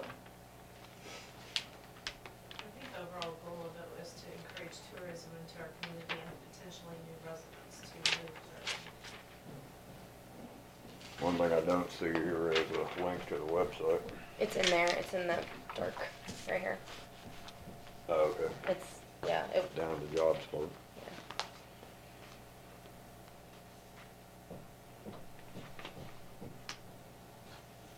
Yeah, I can throw around some ideas and get you back a proof. You guys meet again on Monday, right? Yes, We can be back Monday and that'll be fine. get something You have back a in front deadline of of the 19th, you say? Yeah, I know we had talked with John last year about just each, separating each department like this. I mean, obviously he did the physical layout of it, but just identifying each department to give people some understanding. mhm. I think it would be good to just, change that annual a little bit. I mean, if you have been considering moving here and you've seen last year's, Yeah. you need something new to think about.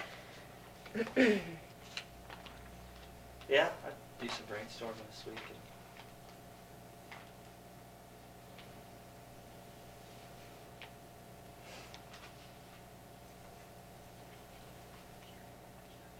I'm pretty sure we're interested in doing it, Tyler. It's just a matter of what we do. Mhm.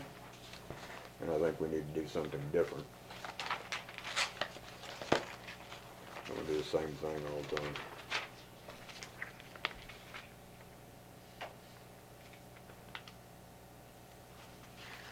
Yeah, I'll shoot for bringing something else different on Monday. How That'd you be guys look fine. at it? Alright. I haven't read through this since last year, but are there, is there any set of statistical information about the county? Cause that's something that we could provide too. Yeah, we kinda, it's a summary of each town, and then we had different businesses featured in there. I don't think we really have stats. You Yeah. know, I'm having Hannah help with the students, and she had grabbed this publication, and I said, well, how is that really gonna answer that student? Like, we have a lot of grade school kids that come. What if we would do some historical information just on the county? I mean, you have it for the cities, but not necessarily for the county. And it could include population Yeah, and, and you could have a nice picture of the courthouse, maybe. Mhm. I don't know what you did the year before, but that would be interesting, some historical information and statistical, because I just know from me being out of state, and when my family hears about, like, the population of our entire county is what was in my high school, you know what I mean? So it's just amazing to some people, and they can't, you almost can't fathom that from somewhere else. It's really hard to understand, but if you put it in the form of numbers, it's just fascinating. Okay. That's just a suggestion, a little portion or piece of what could be added in there, and I like the historical aspect of it, and well, we need to kind of come up with something for the kiddo that's requesting specific information that they're requesting. So maybe we can share that if we were figure something out to kind of help answer.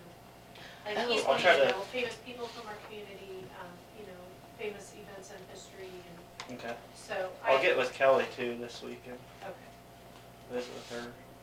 I think another point of legitimate pride for this area is low crime rate. I know if you look at certain types of crimes, it might not look like we have a low crime rate, but when it comes to heinous crimes, I mean, we are so blessed and kept out of that. People on World. the move, and they need to know what they're looking into. Right, right. And that's one of the first things that people look up. If you're trying to draw people to the area, you can look up crime rate statistics on the internet, and it's something we should be boasting about, in my opinion, because I think in one of the testimonies in that first ad, somebody mentioned that, so. In this day and age, you wonder if you should boast about it.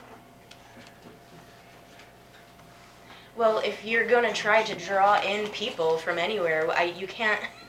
I would hope that someone would want to come here that wants low crime rate statistics, not to just want to fit in with a high crime rate area. I mean, then you don't want to draw people in at all. I mean, you have to take one or the other stance. And I would put out there the good information to try to draw someone in, not hide it, and let people guess if they can get away with something or not, because we're not all watching our backs all the time.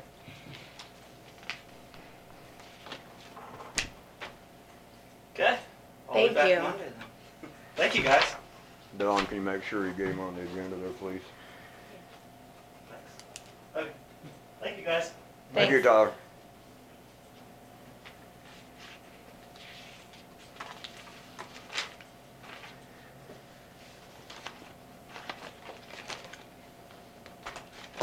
Greg's not here yet.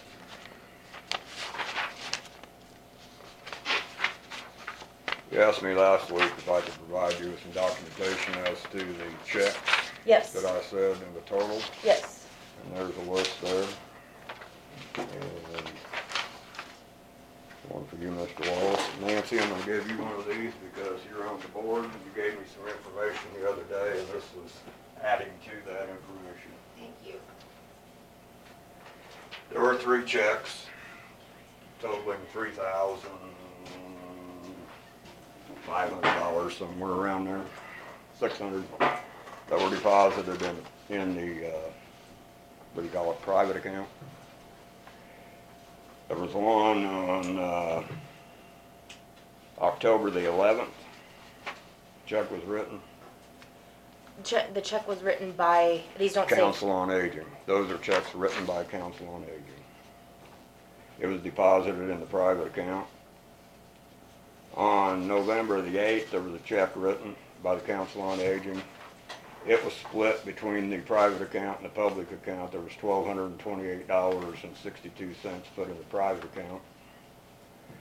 On December 1st, there was another check written for $1,156.01. I assume it was split between the two accounts too, with $1,043.08 going into the private account. And I think that if you do the addition there, you will see that that's where the $3,000 and some dollars difference is in your figures and mine. The ones I gave you is when I came on the board, Yeah, so I from, didn't yeah, have those. they were this from one. the first of the year, yeah.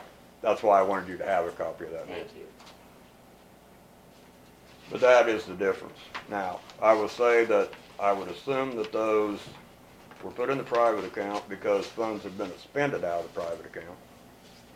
But I think probably the best way to handle that situation is to go to the public and then do a transfer with a notation or whatever into the private account, because it was confusing, and that's where the $3,000 and some odd dollars in difference came from, because they were deposited directly into the private account instead of going through the public account.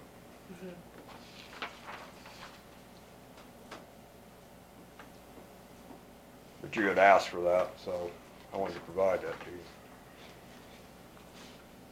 Thank you.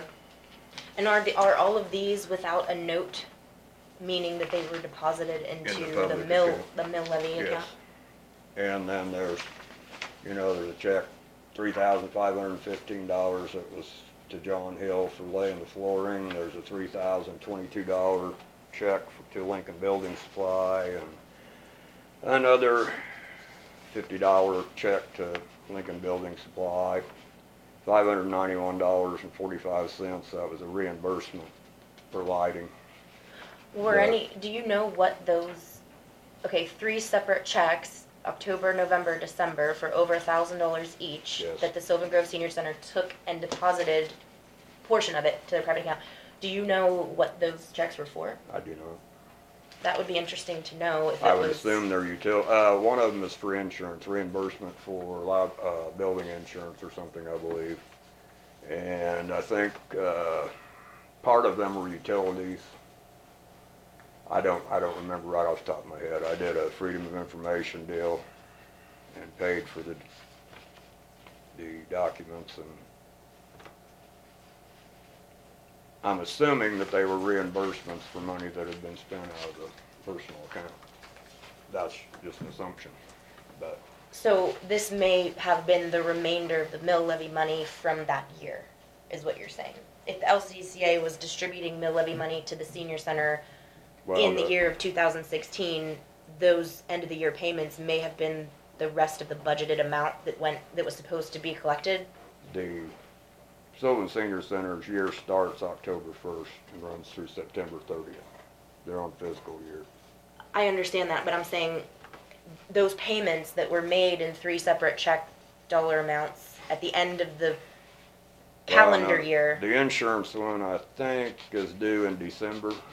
The October one was for past bills, for past utility bills that they provided, once they got all the reporting turned in. I guess I'm asking, is this money accounted for in particular expenditures, or was it just a blanket amount that was supposed to cover the rest of their approved budget No, I from think that fiscal? I think it's utilities and insurance, and I have that at home. I could bring it for you, I guess.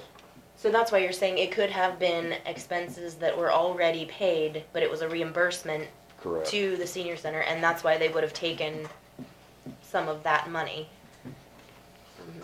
But I do agree with you, But I think if that if was they- the case, they could have deposited everything to the mill levy account, taken the amount that they were owed to themselves, what they spent out of their, Yes. and I agree, that And that that would have would have, been, that would have cleared up the discrepancy in the 3,000 and whatever dollars. I agree, yeah. I guess my feeling is it would be a lot cleaner if it all went into the mill levy account that came from the Council on Aging. If there are bills that need to be paid, they can be paid out of that private account. That money in the mill levy then will just get bigger, and so in the next year, there would be money there to pay that.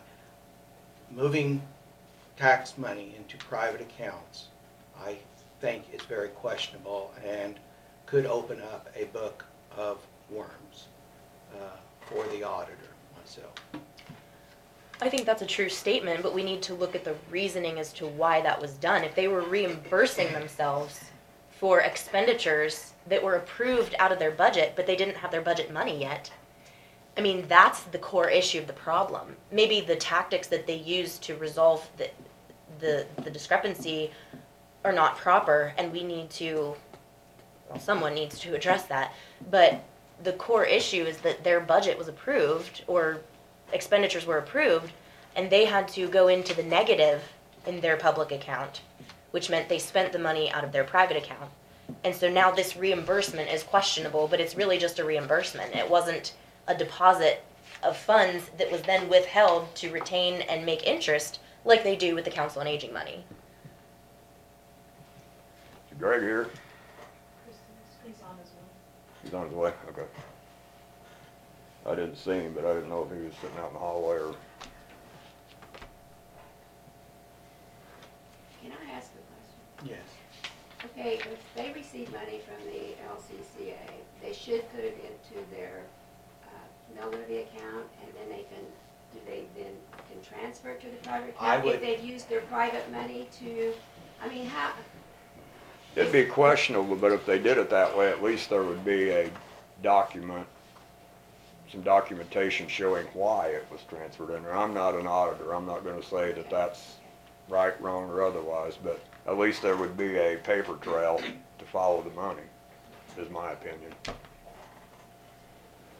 Because it's been this $3,000 some dollars has been a point of contention for quite some time here. So, that would clear that up. We're ready for you, Greg.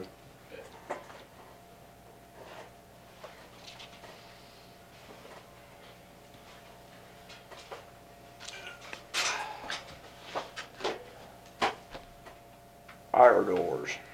That's what we hounded you to come in and talk to us about today. Okay. I think the main question Alexis had was the salvage value of the existing doors, if there was a salvage value. Okay. I will have to look into that with the company that you guys choose. What kind of value there is to those old doors. Was that bid for them to take the doors, or the doors were going to remain? I guess it would be one of the questions. Is that? That would be basically the To only haul them question. off? No, yeah, were they gonna take the doors, or are we gonna retain ownership of those old doors, I guess? I mean, is their bid to remove and dispose of the old ones and install the new ones, providing all the materials, et That's cetera? kinda how I or- took it, but I'm not 100%, I can ask on that. If you guys are wanting to save the old doors, No, my question is, if they were once rated as fire doors, and now they're not because of a technicality with a date stamp, isn't there a company potentially that they, you know what I mean? Does that make them obsolete entirely, or can you re-rate them and stamp them for use, is my question. I mean, and that's part of what they will be doing on our frames, Alexis. A So we don't have to refurbishing replace the process. frames as well. They are going to bring an outside laboratory of some sort to come in and test the frames to make sure that they can apply that sticker. I'm sure they're all fine, it's just a matter of they're needing a sticker. so do we know if that's a possibility Yes, with the that doors? is a possibility, no, not for the doors. For the Not for the frame. doors. The reason a lot of the doors are problems is because the laminate and stuff like that on those wood doors are damaged. You would have to re-laminate the whole door more than likely to fill that back in, from my understanding. I guess not I'm just sure about asking, it. does this company, is there a process by which we know, does this company offer bids to revamp The old and, doors, or, I sure didn't mention it, but I can ask. well, they may not mention it because it's not a good profit margin for them, but it doesn't mean it's not an option for us to have. I'd be willing to bet that they would prefer not to haul them off, but I'm saying if I were running a company and I could either sell you my product at a 50% markup or refurnish your product at a 20% markup, I'm gonna go for that 50% markup. Oh, of So we course. need to find out if that company but not a does that. 50-year-old used door, the laminate's coming off of. But I'm saying we don't know if they still have value as fire doors, just because you're telling me that the code violation is that they're not stamped. So is this gonna hold up making a decision of accepting one of the bid proposals? I think we should find out if it's an option from that company. So have you made a list of all the things that you're wanting to know before we go back and one by one ask what it is That would be it, just to know if there's an option to do a refurbishment instead of a brand new purchase. What is the value of those doors? Can they be salvaged and reused as fire doors as long as they come in, get tested, fixed, and rated? You know, maybe that costs more than the new purchase. That's what they could Well, do in the and you first have place. that information, if you wanna contact them yourself and ask, you guys can. Oh, I've been told repeatedly that as an individual, I have no authority to Oh, do okay. anything for the board, so I think that would probably Okay. be up All your right. alley.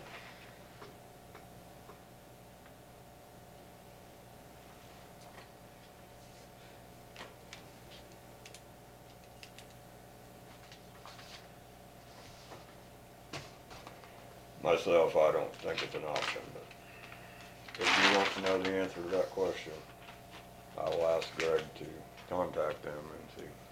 Okay. They're still putting in floors, correct? It's been a holdup for quite a while here. What- I've just had a discussion with the manager of Carpet Central. She's supposed to be sending the guy down today. It's been several days since they've been there. Who? The Carpet Central company, And they're subbing from street, Lancaster, so it's a third-party sub, well, an from my additional understanding. extension of a sub. But And- there's supposed to be somebody showing up today. I haven't seen it when I left there yet, but they're supposed to make some corrections on the tile and grout and stuff that's in the kitchen, as well as finish coat basing and numerous other little things that need touched up. Is that in the North Hall? Correct. North Hall, little area where the east desk was at, that adjoins to the dining room. There's things in the dining room. I can go on and on. Is the workmanship not as good as it was in the South Hall, or Seems to be that way, was it a different crew? yes. Same company, different Seems to be installer. different installers. Okay. I assume you've talked to Mr. Lancaster too, right? I've been in touch with Dennis, I've been in touch with the manager of Carpet Central, and I've been in touch with Eric. Okay. Are we able to move residents into the North Hall at all?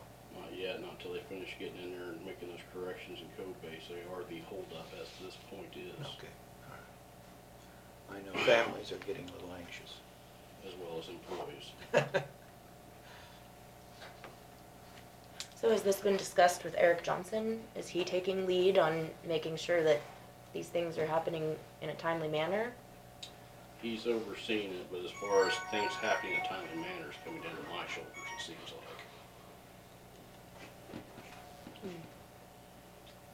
Well, they have X number of days to do the job. Correct. And they're behind on the kitchen, you know. And yeah, they're pushing, I'm not too darn sure that they aren't past the due date on that North Hall too. So the other question we had is about the thresholds in the doorways of the corridors. Okay. We were told by Eric that he wasn't sure if it was a code inspector that was saying something about them. The ones that were installed? Uh-huh. Not at this point. The ones in the hallways? The ones in the West Hall. That ended up being a hazardous situation. We have what's called a stop and watch. What that is basically whenever there's something that is a possible hazard, because we are very safety minded in our facility. We had a over 100-year-old resident just about take a major spill over those thresholds. The new ones that they put in. Correct. So is that an installation problem? No, it's a product problem. It meets ADA, okay, which is fine, but there's enough pitch on that thing that that gal stumbled on that. Visiting with Eric, he did show us some more options, and there is one that's very flat, more like what it was like existing, but it's gonna cover up that expansion joint. Would be a much better option. So was instead of that anything the- with a pitch to it. I think our question was that the one and only incident where there was an No, issue? there was at least 5 incidents that was brought to me. Kristen collects them. When it becomes a certain hazard, we don't stop for one little incident. I'm only asking because it was proposed to us by Eric that he has done this repeatedly with that same product watched and the never had video. an issue. My concern is that something that we're going to absorb the cost of paying again for a new product to be installed because the product that was recommended by the engineer that we hired as a professional to That's make another that choice? question. I can't answer that. But I'm saying that's why I'm concerned, or wanted to know, excuse me, why you were coming here to tell us, is this an issue with one person because of their particular, or apparatus, or what you're saying is it's an issue, period, just, Period. well, I'm not satisfied with that. I think that's a Well, I product think he choice was- problem. I think he was looking at the options. He is looking at options. You're not satisfied with what piece? Are you needing more information from us? No, I'm saying if Eric chose that as a professional, if he chose that product and it's not working, and it's not just one, I would say, if it's an isolated incident, I would say, well, it's a good product, but you have one person that has an issue with it. Yeah, If you have a lot of many people who are having an issue, then it's a product issue. It's he also that, indicated it's that carts when your people go by with coffee and stuff going to the assisted living wing, whatever. Things are rattling, bumping, falling off carts. That's not a good situation. So, I mean, it's not just that. There's spill hazards, there's trip hazards, there's, from the So you're saying papers it's that I got, minimally ADA compliant, is what it sounds like. it does meet ADA compliance. But you have to also remember, Alexis, a lot of these elderly people, even though they are ADA, perhaps, when they walk, it's not a regular step. A lot of it's a shimmy, slide their feet. Oh, no, I'm not saying they should be able to deal with it. I'm saying he, as a professional, should have chosen the best Should product. recognize that, correct? Well, That's- he's used it before, he said. That's what I'm Other saying. places, so. Well, I highly doubt if we're having an issue with But at you least could lay a 5 piece people. of paper down on the floor and somebody could trip over it. Or slip, yes. So then what do we do if it continues to be a problem, even if there's a replacement with new material? I think he said that he was trying to find an option. Yes. We've removed them. So is there just a gap there? It's just, Just like Like it it used to be, always has except for where they been. drilled holes into it. It's just exactly the same as it was, tiles still there. It's just the crack in the obvious expansion joint area that this was supposed to Cover. cover. Just for aesthetic purposes? Or most likely, yes.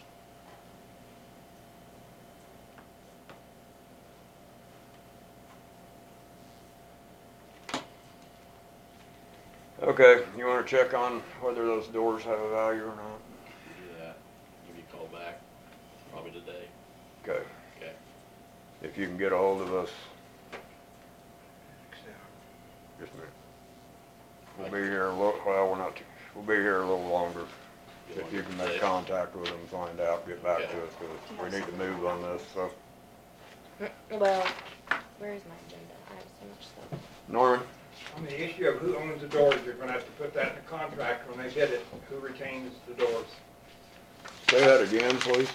If you're gonna split hairs on who retains the doors, you're gonna have to put that in the contract when they bid on it, because, Yeah, I think her question was whether or not they could be reused as Well- fire doors. but, no, this goes back to the contractor. He's gonna bid on whether he gets to retain the property. But or it not. doesn't specifically state it in his bid, that's the, Well, Terry, I think you've run into that problem too before. I know we have. We did a job, and we came. Yes, we have phone calls, so Get the 12:30. materials.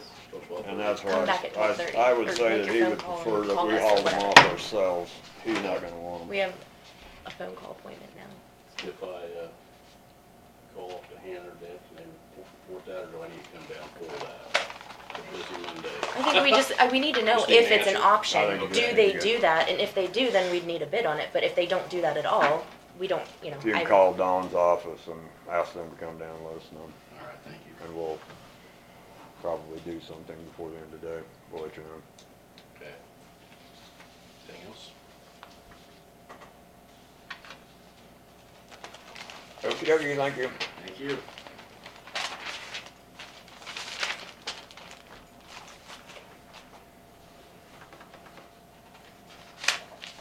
Okay. DeLisa, you guys wanna come up and talk to us about ambulance billing?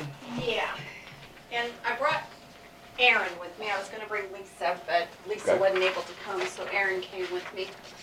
And anyway, I don't know, if you had received a packet on, Yes. on our billing, because I didn't know how much you wanted me to go over that, or if you just had particular questions.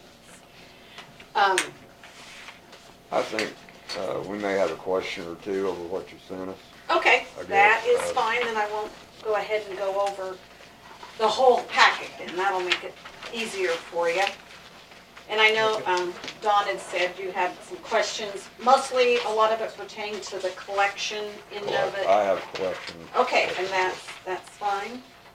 And you can jump in. Okay, first of all, I'm DeLisa Mary from Delphus. And I've been in business for, well, this is going on my 22nd year. Aaron works full-time, Lisa, I have 3 full-time gals, and then me. And we've done ambulance billing since the beginning. And they're actually our largest percentage. And so, you know, we're only like 45, 50 miles from here, which really is a benefit too, because we could even, you know, I not only just do it through emails, I can also come face to face. So if you want to go ahead and ask either one of us, just ask both of us, or if I can't answer, Aaron will help, because Aaron does do the receivable end of it and sends out the patient statements and that thing. So so when you're talking about your collections, okay, say we've billed the patient, we've done the insurance claim, we filed it, we received their insurance payment, and the money can do one of two things. All of our providers right now are just receiving the money. The ambulance would continue to receive the money. Now, it does have a little more work on their side if they receive the money, because then they need to see that we get a copy of the patient's check or a receipt or something. But we will receive the EOBs with the breakdown, but the ambulance would still, or the county would still continue to receive the payments. So we've, once we filed the claim, got the insurance to pay, then there's a patient responsibility. We go ahead and bill the patient. Usually, and it depends on their policy, but our policy, which could be changed for each provider, is we send 3 statements, then they receive a threat to either go to the collection agency or Kansas Set-Off. We encourage Kansas Set-Off. Seems like they have even better luck yet, a lot, than the collection agencies. It just kind of depends. We can take care of that also. We enter that, we send it to the state once we've talked to the ambulance director or the commissioners, however it's set up, which ones they want to go ahead and follow up with the collections. Then we go ahead, we send it to KSR, the Kansas State, and then we take care of that. The payments will come to you guys, and they would send us a detail of the payment. It's really simple. I mean, having us do it, we can also send it to the collection agency if you work with both. If there's a particular one you want to go to collection agency, we can do that.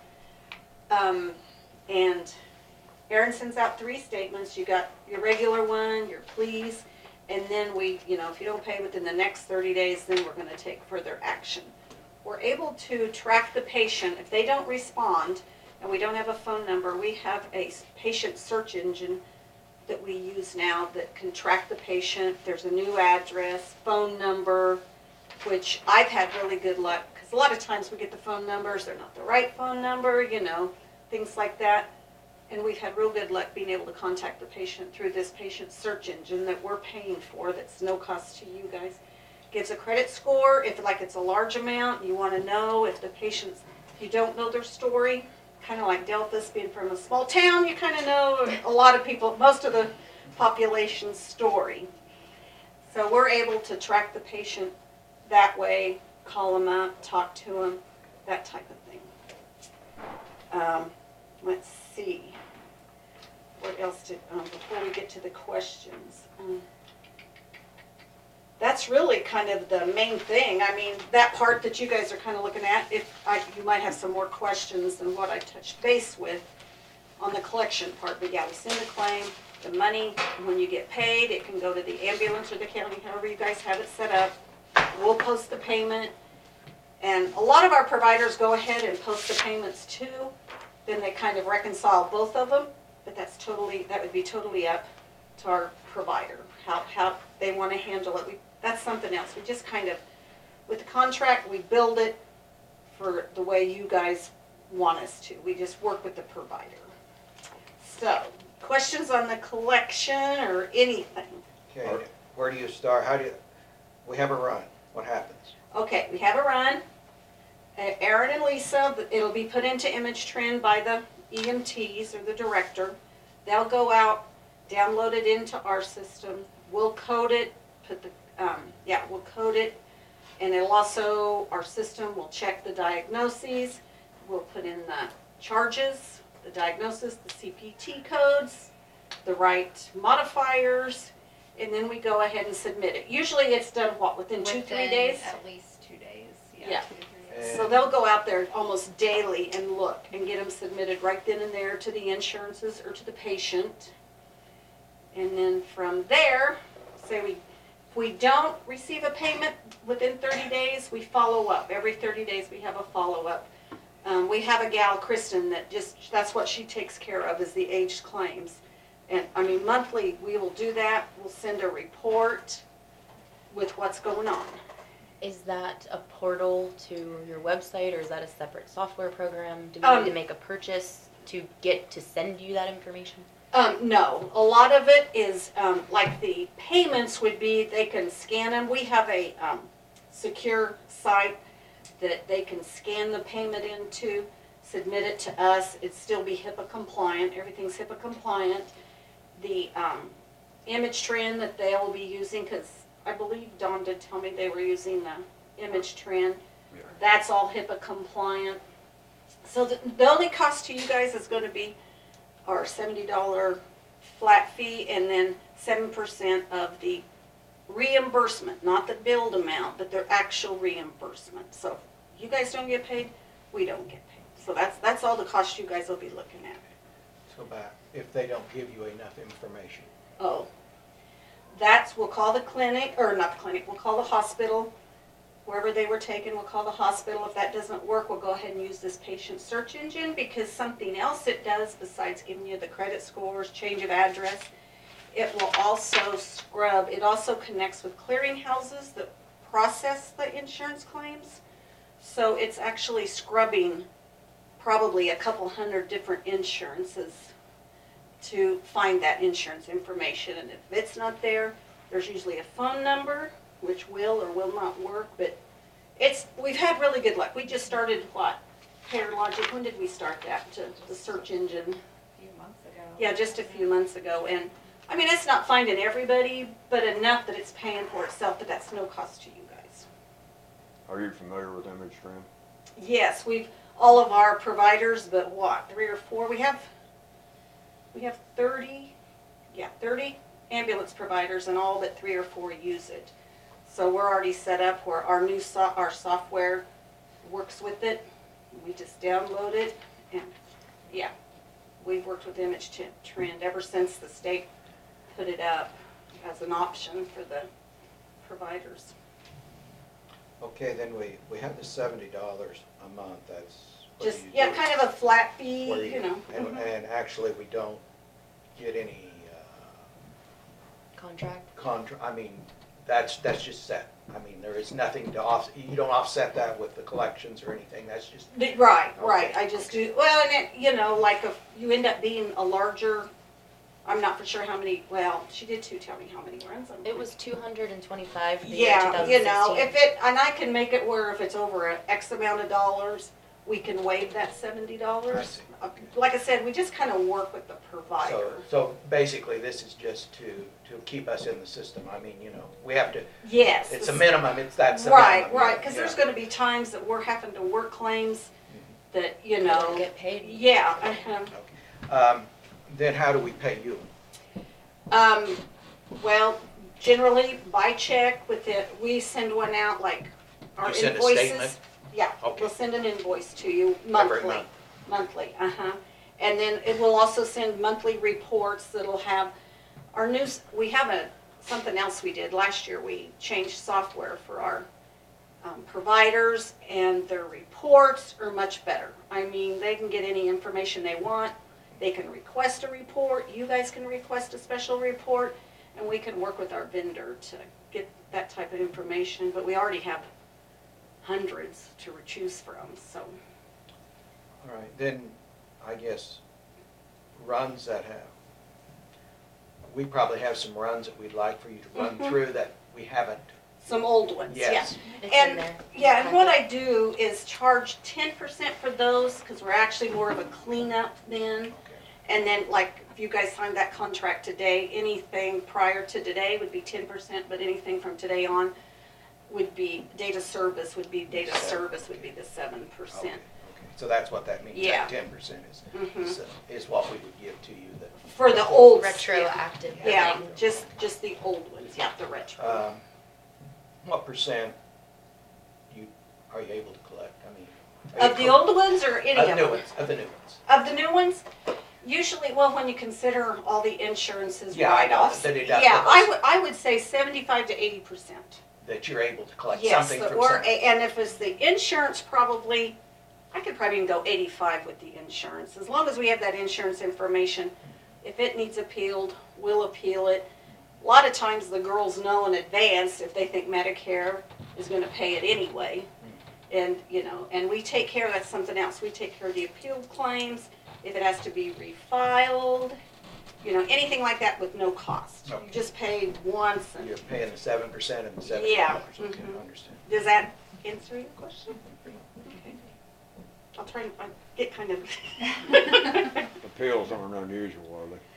Not with Medicare, they're not. I mean, the girls are real good about the coding and that, but I'm one of those people that I sometimes think they deny it just so they can keep their money a little longer.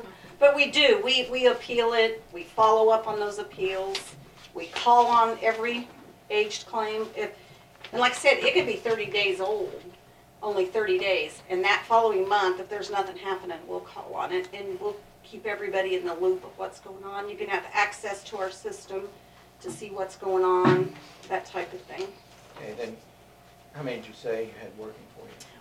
I have 3 full-time and then me, so we got 4. And you work in a business or you work at your home? Actually, we work in a business now. 10 years ago, there was only 2 or 3 of us. We worked out of the home for the first 10, 15 years, and then we renovated the dentist building. So we're downtown now.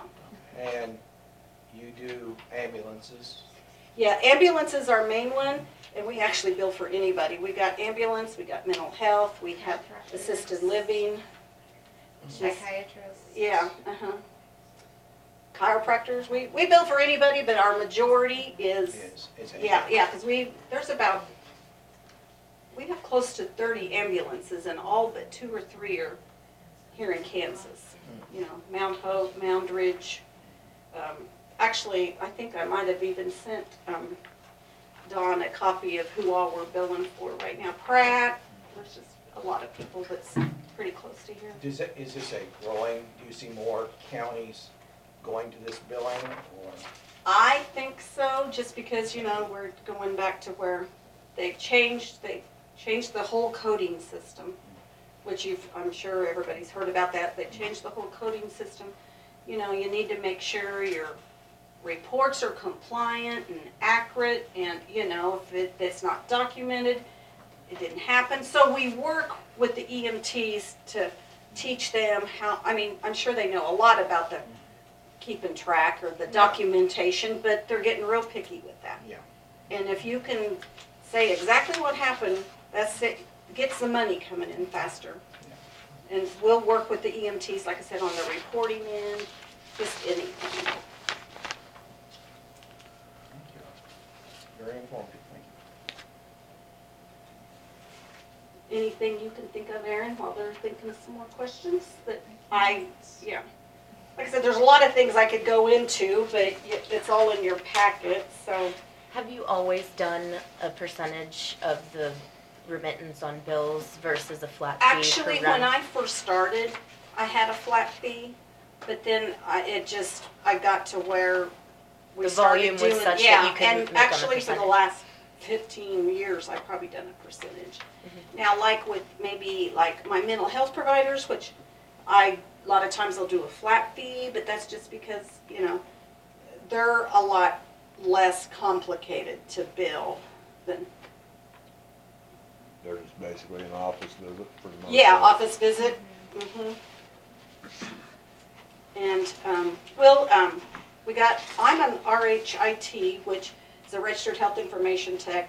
Got the coding, you know, all the documentation. Lisa just got her CAC, which is identified by the National Academy of Ambulance. She's a certified ambulance coder.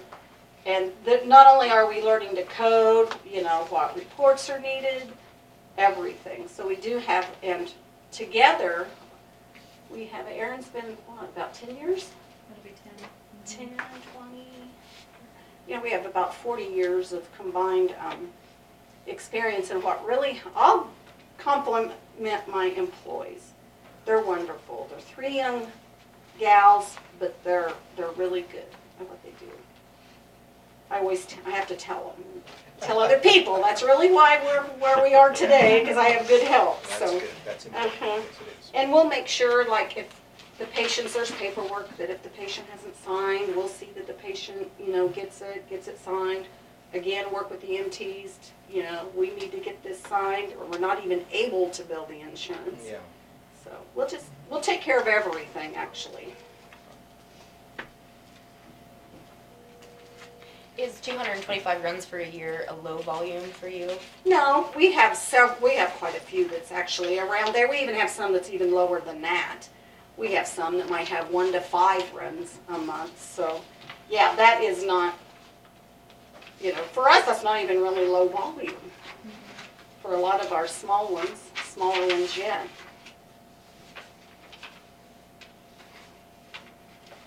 And the projected time for startup, we've actually been able to take over billing with as little as 24 hours, but kind of depends on how fast we get all the signed paperwork back to send in it's EDI, electronic data interchange, so we can bill electronically. We do bill some on paper, but anybody that'll take it electronically, we do that. And something else we encourage our providers is electronic fund transfer. You get paid a lot faster.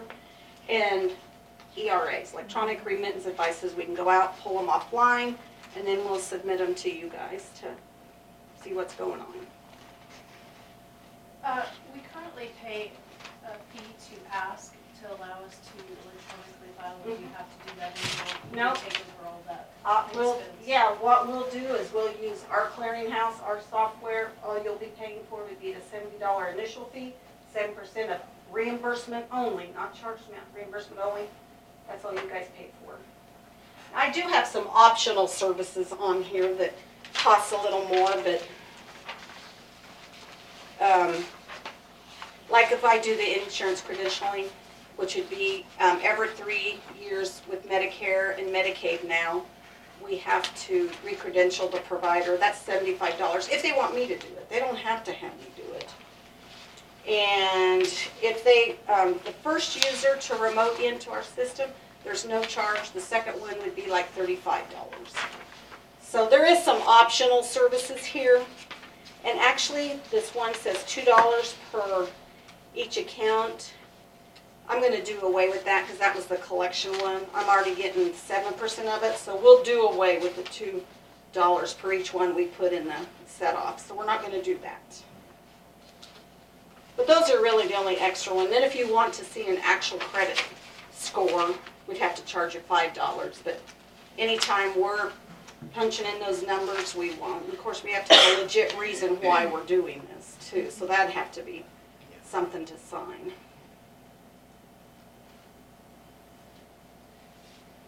If you guys decide to go with this, there's a business associate agreement we have to sign. Then, of course, the actual contract. The contract is like month to month. I'm not going to, you know, as long as I have 30 days, 30-day deal. there will be no charge for the termination of the contract as long as we have 30 days. We do have a good system to protect the patient data. We've upgraded again. We have a maintenance contract with Nextech, and they're monitoring it all the time, 24/7, to hopefully stop a virus attack or that ransomware that they're doing now, stop it before it even gets started. So we're real careful with that. We have emails with encryption that we send just like a test, not a test, just a welcome, and then they can start attaching the information to there, which it would be encrypted. What else do we have for security, Aaron? Anyway, it's a big thing that we do protect. Constantly Definitely. trying to stay ahead of them. Yeah.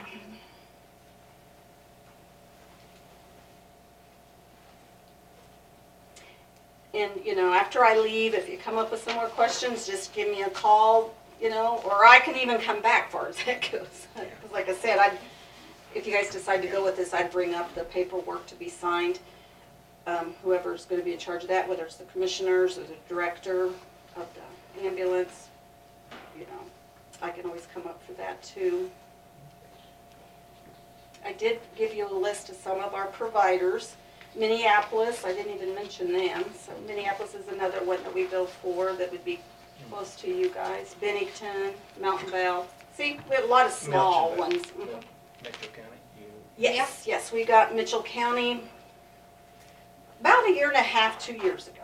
Mhm. I thought they did. I saw A that. lot of our EMTs and paramedics work both Mitchell and Lincoln. Oh, right. But yeah, like I said, we work with the EMTs, we work with the director, commissioners, you know, and like I said, for Mitchell County, we have a special report that the commissioners request, different from what we give, you know, the ambulance, so anything that you need. In fact, the Bennington director works for us. Oh, okay, yep, Brandon Cochran, yep.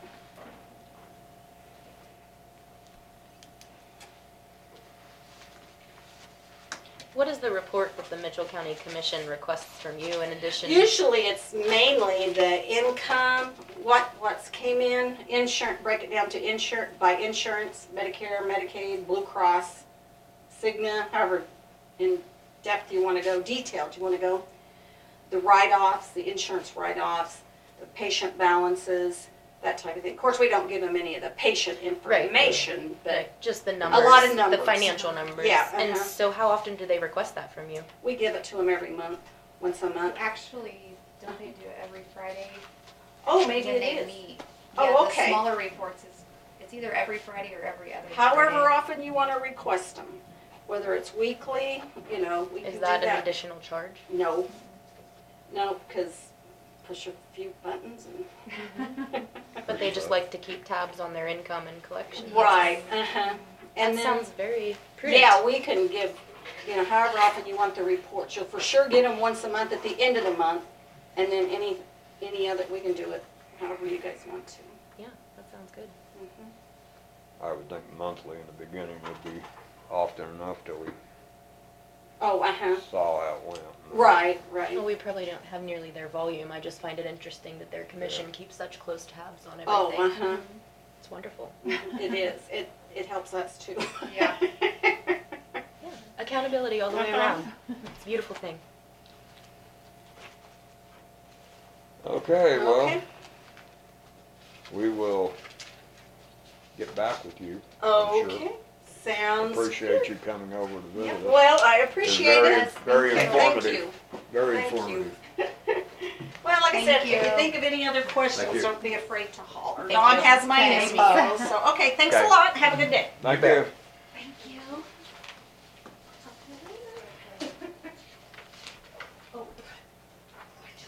you learn something, Greg? Yes, I did. Just had fun trying to get a hold of somebody during the lunch hour. Ah, Are you in the middle of a call? Well, I was gonna call her, sorry. Do I need? you need a minute? How much do you need? Not very long. I will just go through this. As to your question on re-laminating doors, Yes. that's not gonna work too well. I've got a gal that's been in this business for 20 years, says your expense on that is gonna cost you more than the new doors, because you're gonna have to take the doors out of the facility, take them to a UL lab to have this done, okay? Any other questions on that? Do they take the doors? I did ask her that as well. They usually include taking the doors out of the facility with their estimates, but for a minimal cost savings, they will leave the doors with you guys if you want them, Can we dispose of them? and you can dispose of them. I wonder what a minimal is. I don't know. I can go to the landfill. That's what I say. We can just 10 doors we can drop off the landfill Yeah. for nothing. And I can tell them that, and they can say whatever the amount is. Most of the labor is taking those doors off the hinges, being as heavy as they are. Yeah. So I can't see that it's going to be a huge savings, but it will save you something. I assumed that they didn't want to haul them all. Well, they may have a disposal fee that they're passing on to us, Correct. just like any other Correct. demolition.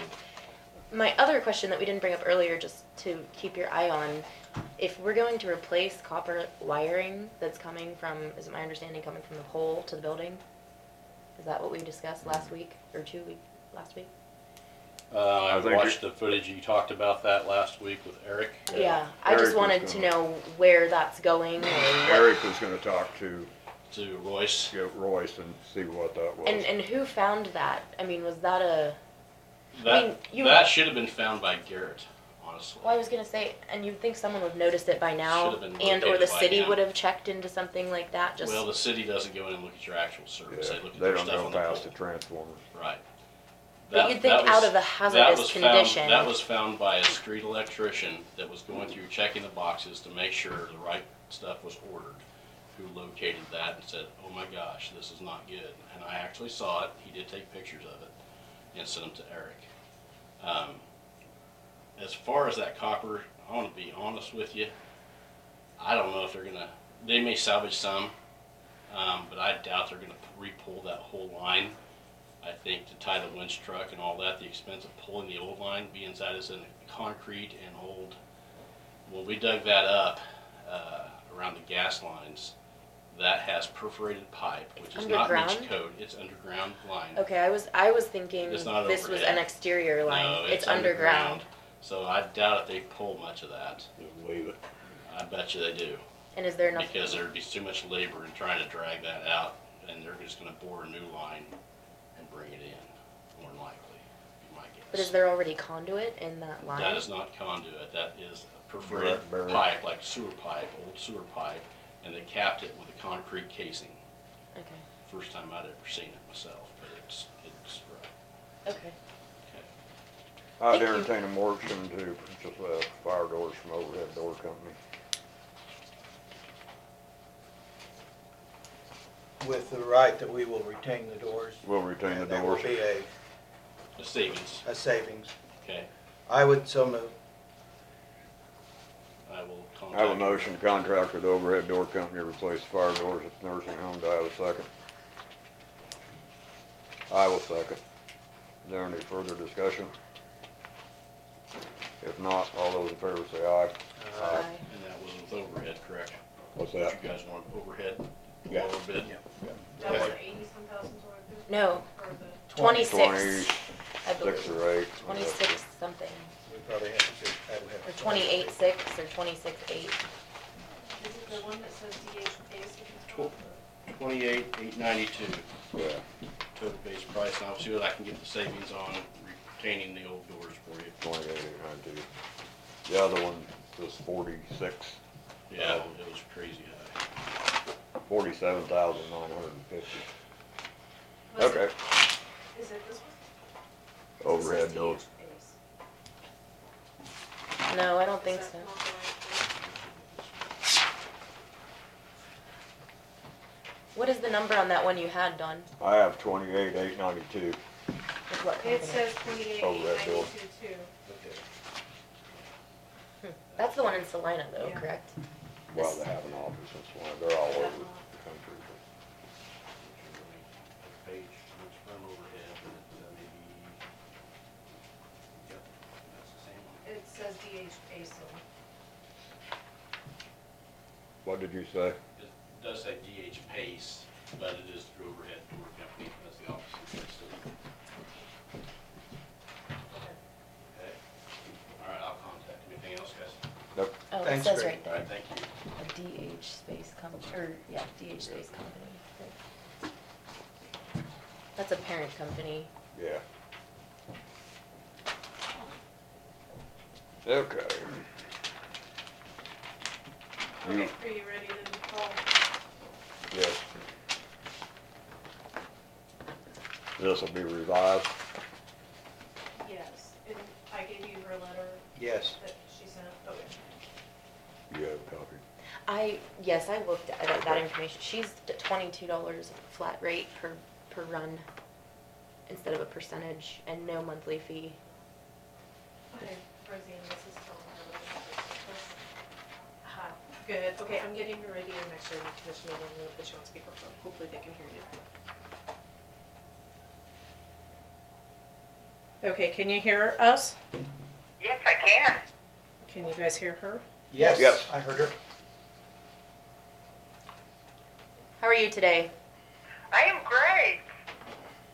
I wanted to tell you too, you can call me Rose if you want to. I just sign all my legal things with Medicare, Blue Cross, letters and stuff by my actual name, Rosann. But if you talk to other ambulances, some of them don't even know my real name. And I presume you got my letter this morning? Yes. Yes, we do. Great. Thank you. How many runs do these ambulances have? We have around 225 we predicted. Are we in the ballpark, in middle, low, high? As far as What you other bill? ambulances Yeah. I bill for? Yes. Is that what you mean? Yes. How many they have? Yeah. Canton has the least amount. They might just have a few a month. Mhm. Most of the others might range from 15 to 20. You know, of course, you know, it just depends on what happens Yeah. that month. Mhm. 225, is that what you said? That's Yeah, about, that's a yearly, yeah. so that's about 20 a month. So you're just fit right in there with the rest of them Okay. pretty much. Okay. I guess, how good are you at collecting the money? I consider myself pretty good. Every claim there is, you either get your money, or if not, the patient is responsible for it. And you know, if I still can't get it, then it goes to collections. The ambulances I bill for have told me that they've gotten in more money than they ever did before. They took me on for doing their billing. But as far as exactly how much, I really don't know. You bill us monthly? As far as my charges, Yes. you mean? Yes. Yes. Just kind of, you know, I don't bill you in the beginning till I know your money is coming in, so you might not get one for the first month and a half, or, you know, whatever. And I know and realize that you have cutoffs, you know, as far as when it needs to be approved and Yeah. stuff. So even though my statements say payment within 30 days, if it takes a little bit longer, that's fine. I don't have any problem with that. And you do this business by yourself, or do you have other employees? I don't have any other employees. When I first started out, I did have a coder, but then I learned the coding myself, and it's just easier because I can keep my hands on everything. I know everything that's going on, and it's just been working great. I see. And the other thing I'd like to say too, you know, even though in the letter I kind of state what I do and everything, if there's anything you need done differently or whatever, I work with each ambulance as what, you know, as far as what they need. So it's not really written in stone. I can do things different if you need me to. That's just kind of the basic indicated to you, what portion or percentage of their uncollected claims you've been able to retrieve? And collected, do you mean like in the beginning, the backlogs, or? Yes, I think that's what you mean, Joe. Well, for example, we have been internally performing this service through our clerk's office for our ambulance department. Right. And the concern is that we are utilizing our own resources to collect a smaller portion of the claims than what you may be able to collect. And I think earlier between, 70 to 85%. So I'm wondering, do you have any indication of your... Percentage-wise? Mm-hmm. I don't know. For some of them, there's very few that actually end up in collections, and of course, they're mainly the ones that don't have any insurance at all. Mm-hmm. And it's like in a month's time, some of them might have one, maybe two, Mm-hmm. that I would recommend for collections. That if they have like an average, let's say, of 18 to 20 claims a month. I'd say I don't have the percentage. I didn't know you'd need it, and That's so okay. I don't really know what it is, but it's a darn good. I mean, I send them, by the second letter I send out, I already put to avoid collections, please call me if you have insurance, and if you don't make payment arrangements, like with the Lincoln County EMS, and most of them, once they know they're heading for collections, they'll pull up the pocketbook and start paying. And do you still bill us your flat rate of $22 per run regardless, or does that only... No, that's just, it's just easier for me to do it that way, and I just figure everything kind of evens out. So that 22 is for the whole life of that claim, Even if you end up getting like an overpayment, like say from Humana or something like that, because they refigured the benefit wrong, which sometimes does happen, all you need to do is send everything back to me, and I want to look it over to make sure it is a true overpayment, and maybe even call them, and then I will advise you if it looks proper to go ahead and refund it. So, it's basically for the life of that claim. But do we pay you when we receive remittance of payment, or do we pay you in the month in which you process the claim? You don't pay me until you get my invoice. And then it'll have all the patients listed that I'm working on or done with or whatever, their account number, and then the $22, and then I'll have it all totaled up for the total amount, which, might be $300, $400 or whatever it is for that month. Let's say we're working on a claim that is going to collections because they haven't paid within that first portion. I guess I'm asking, are we paying you that $22 for that run, even though we haven't collected from them within a said period of, 30 days or something like that? I guess I'm still not following. At what point am I getting this claim? After you've already worked on it, you mean? I think what she's trying to say is that you charge $22 for each claim you file, whether we collect or not. Is that correct? Right. I'll do it. Like if it's a patient who doesn't have insurance, and I send them the 3 statements, yes, it still is the $22. It's $22 per claim. So maybe you're getting confused because of the earlier paragraph that I made a comment that I would not charge you anything. That's for your backlog, helping you work out of. Oh, okay. That I wouldn't charge. And I've done that for other ambulances. That's just to help them dig out, that if you've got some older claims that you want me to help you with that you've already done something on, I won't charge you for any of those unless I actually get you money in.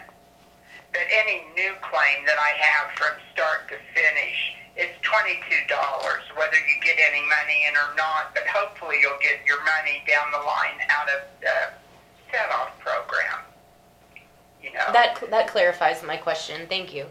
Yeah, and then, with the way I look at it, that it all evens out, I don't know if you charge higher for, like, your motor vehicle accidents.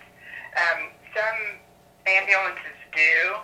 And, I look at those where you guys, they get a big amount. They might get $800 or, whatever their charges are. And some of them might have 2 runs because of having to airlift them out or onto another hospital. And, you know, you get a large amount on that, and I don't charge any more on those. You know, and I just basically feel that it pretty much does all even out. You know, if you look at the volume and what you get in, and then what I'm actually getting myself.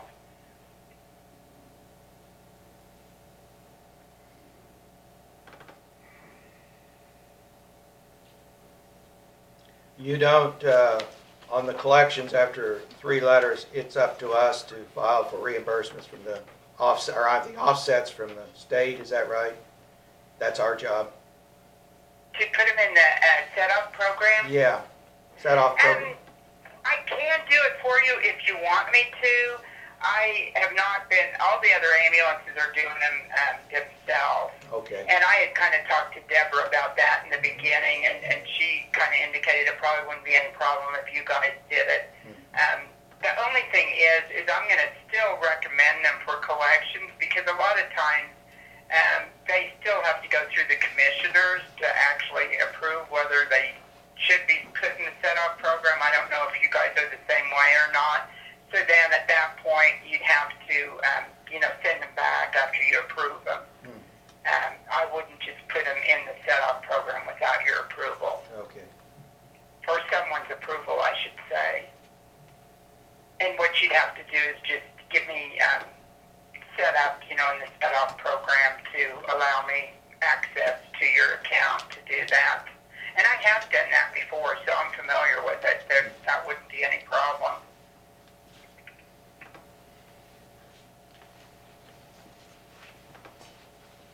You are secure, I assume, with HIPAA and all that? Yes, I am, and in fact, I have my system monitored 24 hours a day, 7 days a week by tech junkies out of Hayes. And so, you know, they're constantly monitoring it to make sure, and it's secure. I don't use my computer for any personal, it's just strictly business. And they actually even do a backup for me. So, yes, it's as secure as it could get. And I assume, and I've never had any problems. And I assume our runs will be transmitted to you electronically. Is that what you?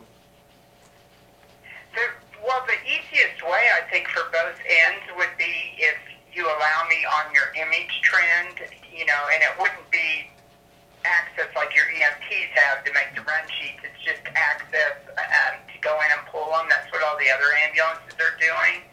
And what they do is they mark them. They either call me or email me and tell me the run numbers that are ready, or some of them they'll just put ready for billing because there's some drop downs there. And then once I pull them, I mark them billed so that anybody on your end going in there can see, you know, that I'm working on them. And then once they're actually done, I go in and mark them closed so that you can go in and see whatever run number that, you know, it's actually been, the billing is complete on it. But yes, I can go in there and actually pull the runs, print them off of image trend. And then the other thing is, I don't know if you've been doing it since you've been doing your own billing, but you can scan in like the hospital sheets, your charge sheet, medical necessity, any kind of insurance information, and it has to be a PDF file, but put it under attachments, and then I can pull all of your attachments also. So basically, you won't have to send anything to me. It'll all be on image trend. Okay. Same thing. And it works really, really good. Yeah. You're familiar with image trend then with the other services? Oh, yes, yes. And if you do that, the easiest way to tell them is just to group me with the rest of them. Then I only have to use one password because that's how all the other ones I bill for, they're all grouped together. And when I log in on image trend, I only have to use the one password. So I don't have to use a bunch of different ones. And then I just click on whichever ambulance I'm wanting to go in and pull the run sheets on. And that's pretty much how it works from my end. And then as far as the remits, once you actually get the payment, I need to know so that I can close them out on my system. That shows like the pending lists and stuff. And, I can close them out. And you can either fax those or mail them, whatever is more convenient for them. One of the, I helped them do it, but when I took on the Stockton ambulance, what they actually did was you can't email them because of HIPAA regulations unless it's a secure email.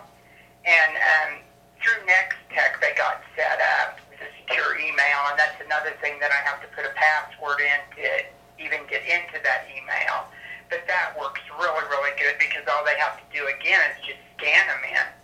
And they don't have to worry about mailing or, anything like that. And I just go in and print them off and attach them to the run that's pending. And then when they're paid or recommended for collections, I'll put paid or collections on the front top of your charge sheet. And that's how we'll all know that they're done. Did either of you write down what that Kansas company was called that they said they were using for collections? Kansas something? It's set up program for Yeah. the state of Kansas. So Like- like when a person files their tax return, we get their tax return depending on which If they have line a- we're in. Did we ask her? If about they have that? a refund coming. Yeah, that's what Aljo asked Okay, her. okay. If she could or we could. Set off. I couldn't remember the name of it.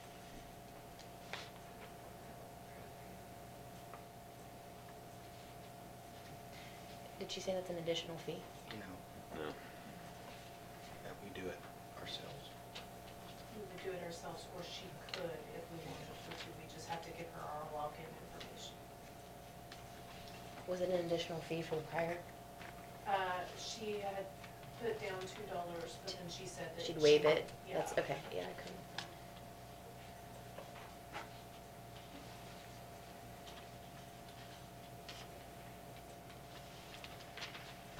Do you guys have any other questions for I don't Rose? think so.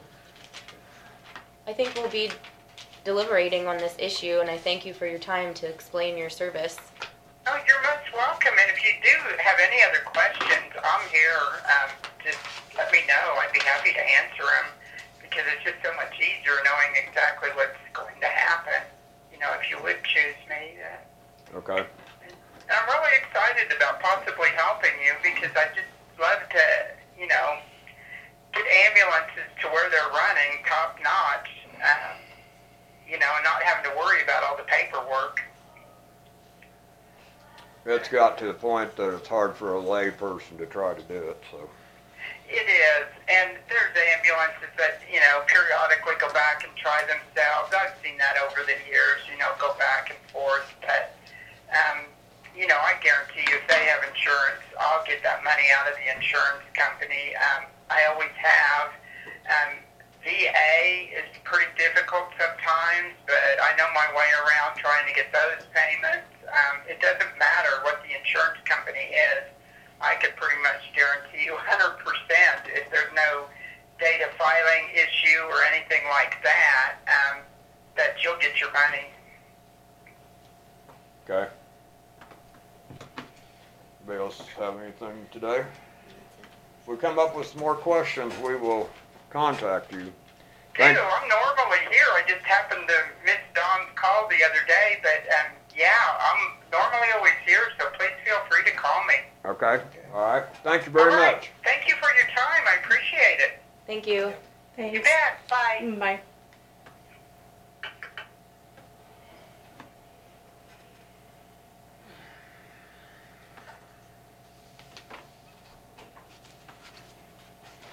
So did either of you do a cost comparison that you want to discuss between those two bids? I think we narrowed it down to those two out of all the ones that you came up with, Dawn. Yeah. Those were the two. Looks to me like your office should run an ambulance billing service. Yeah. The county was internally doing it for about 4.5% of the total collected amount. Now, we don't know though what the uncollected amount of the total billing was, so we could possibly pay for the service, or I should say, it would pay for itself to collect that additional money that has escaped payment altogether, because you're talking about 4.5% compared to 7% plus another $740 for that contract with the first one. But did you do any figures on that? Just from the other day I have, yeah, I mean, did you do any figure comparisons between those two companies we just talked to? yes.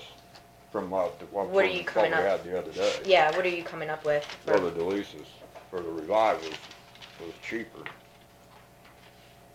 I'm just basing my numbers on the estimate that we got from Dawn from 2 years ago, because we had all the, But I don't know, quite honestly, I think it's gonna be higher than that because they're gonna have the proper codes that we don't have. Nothing against Dawn and Deborah, they just don't. The coding thing has changed so much that, Well, let me see if I can pull up the letter that I sent them, because I didn't give that to you, but like last year, we've only collected 43,000, that's why I used the 2016 number. yeah, you had a Yeah. full amount for the year. Yeah, because it was so, And what are you billing to the ambulance, the rate per hour at which your employees get paid? yes, just their hourly rate, not their benefit or anything like Uh-huh. that, but, Yeah, so that does make a big difference.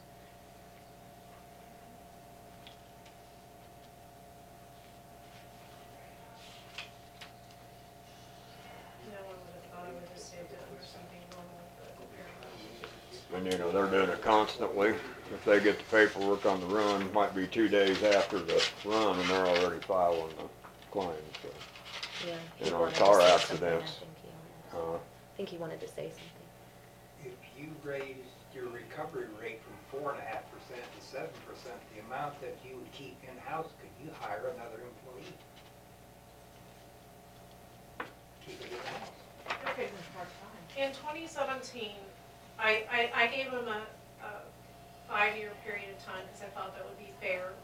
In 2017, we collected $42,555, and we all know that we're behind on claims. Although Deborah, I think the last time I talked to her, she thought she was collecting for November and December. So you have to remember some of that money is not, because December you won't collect until January, February, March, just kind of depending on when you've been billed. So it's kind of hard. But we're almost 6 months behind, right? Numbers wise. Well, 40 out of 80. I think when I sent these letters in February, she was billing for November and December at that time, or collecting money, so she'd already billed for November and December. Did we have a significantly less number of runs than 225 from the prior year? No, some of it, I don't know because I haven't worked with it directly, but some of them are uninsured. Some of them are highway people that you can't get money from. But that's where we were at in 2017. 2016, 74,982. 2015, 83,305. 2014, 80,836. And 2013, 104,000. So. When did they change the coding? 15, 14? At 15, I believe, when Wendy was here, they were changing it because they were supposed to be getting her Deborah some books, and I don't think the new coding, ICD-10 coding came book. Well, I haven't averaged out your 5-year totals, but just based on the year 2016, comparing the two companies, we spent in-house $3,371.23 to collect the 74,000 odd. I think I used 74 or 75 or 74,000 as a rounded number. And I would get, for the first company, we would pay $5,920, and for the second company, $4,950. So it's about $1,000 difference between the two companies based on the number of runs, and that's her billing for every run, whether we collected it or not, because it's by the run for 225. And then based on I think I used 74,000 at 7% plus the $740 contract for the year. So. But she did say from what I'm understanding, and I wasn't paying close enough attention to what the explanation was for the set-off program with the second company, but the set-off program that's used in lieu of the collections option Was the first company saying they were going to omit that $2 fee from here on out, or just for the retroactive? I think from here on out, and I think the $2 fee is for them to enter it into the set-off program. We can enter it into the set-off program. And I will tell you, we have never, you know, the second company said she would wait and get your approval. We have never brought names that we need to submit to set-off to you guys, because to me, that would be favoritism. We either put everybody in that we, you know, I tried think to everything collect, should just or, go that way. and we can enter that into. Is that not something that the ambulance department can do themselves? I mean, they're already privy to the information. It doesn't even Well, need, that no. HIPAA information doesn't need to be It's just passed on to you. it's just the billing that you're submitting. That would be your guys' choice. What role would we play in the billing? Would we receive the money, or would you have the money go down to them? They take their receipt books back, they write up the receipts, do all of the work, and then send it off. I mean, we wouldn't have to have any involvement whatsoever, or we can have the involvement in which. I know this is a generalization, but for a almost $400,000 budget, I would think that department can internally handle some sort of paperwork. I mean, for your department to be, you know, circulating that is kind of a redundancy, and we're paying twice for the same service. Yeah, but they collect money from, and disperse money and bookkeeping money here anyhow. Right, I mean, we can change the role that we play. Currently, right now, we receive it, we bill it, we receive the claims, we bill the claims, we receive the money. Do we need to have that role anymore? Maybe not, maybe so, just depending on how much you trust your workers and how much your workers have time. And, you know, I would almost think it would be easier to identify 1 or 2 employees rather than every employee receiving money. Well, I would think it would be the department head, naturally. So that's up to you guys. We can have as much role or no role whatsoever. It does not matter to me. Currently, Medicare payments are automatically deposited into the bank account. And I think that Deborah receives notice. More times than not, how we know is because Blue Cross Blue Shield still pays us the by check, or secondary insurance is paid by check. But the majority of our transferees have, or our patients have Medicare Blue Cross Blue Shield. So when we receive the Blue Cross Blue Shield check, then we kind of know that we've received money.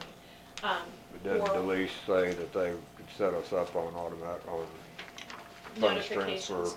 And I know that Deborah goes in and can look and see the remittance advice.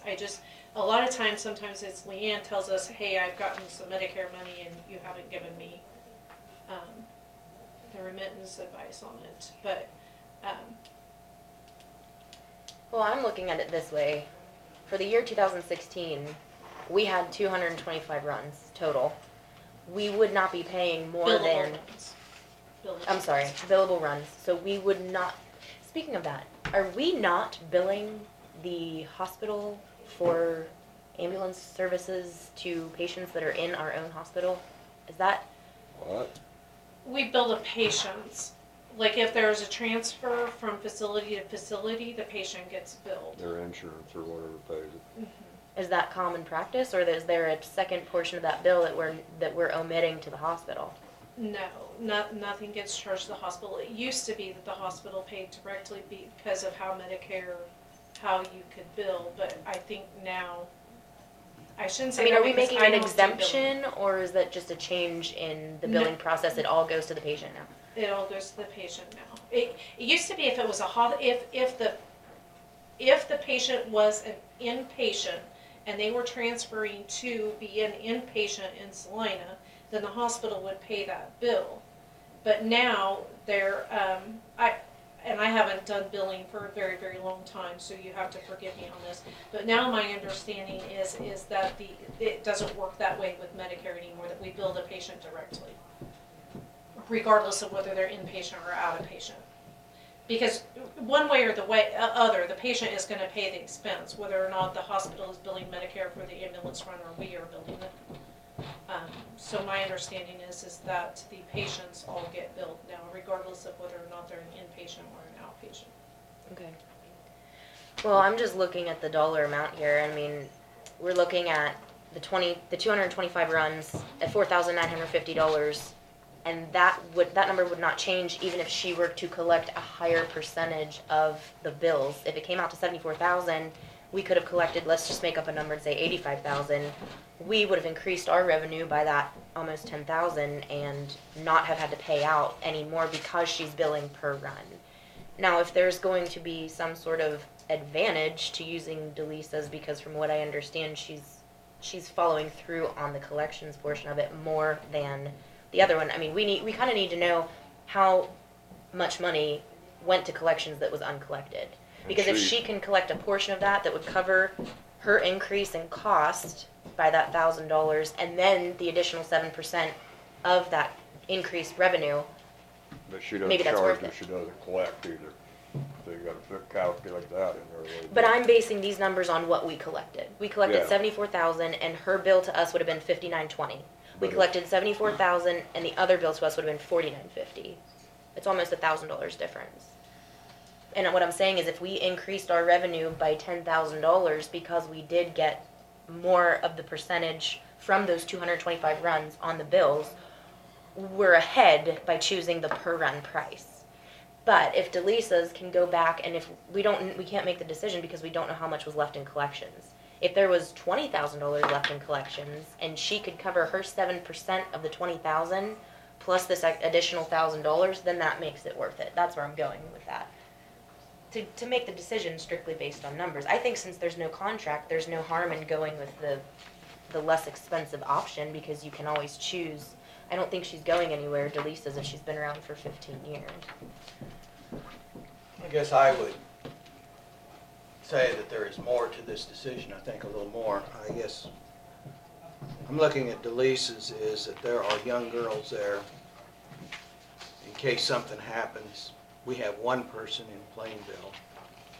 If something happens, where are we gonna be? I mean, I like DeLisa's setup. I don't like the increase, but I'm not sure it's not worth it. I also think that we have EMTs that are working with DeLisa's through Bennington and Mitchell County. I think there would be a smooth transition there.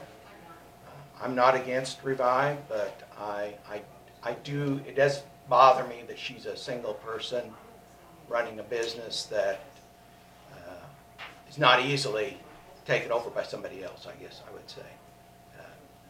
The ball drops. Yeah, in the event of Did we not something just have that happening. conversation earlier about the decision-making process within our own highway department, and that was not an issue, that the information couldn't easily be transitioned within our own department? Or, I mean, we just had that conversation a little over an hour ago, and it wasn't an I issue. think what he's referring to is that you could have billings in the process, and if something happened to her, there is no one there to continue that process.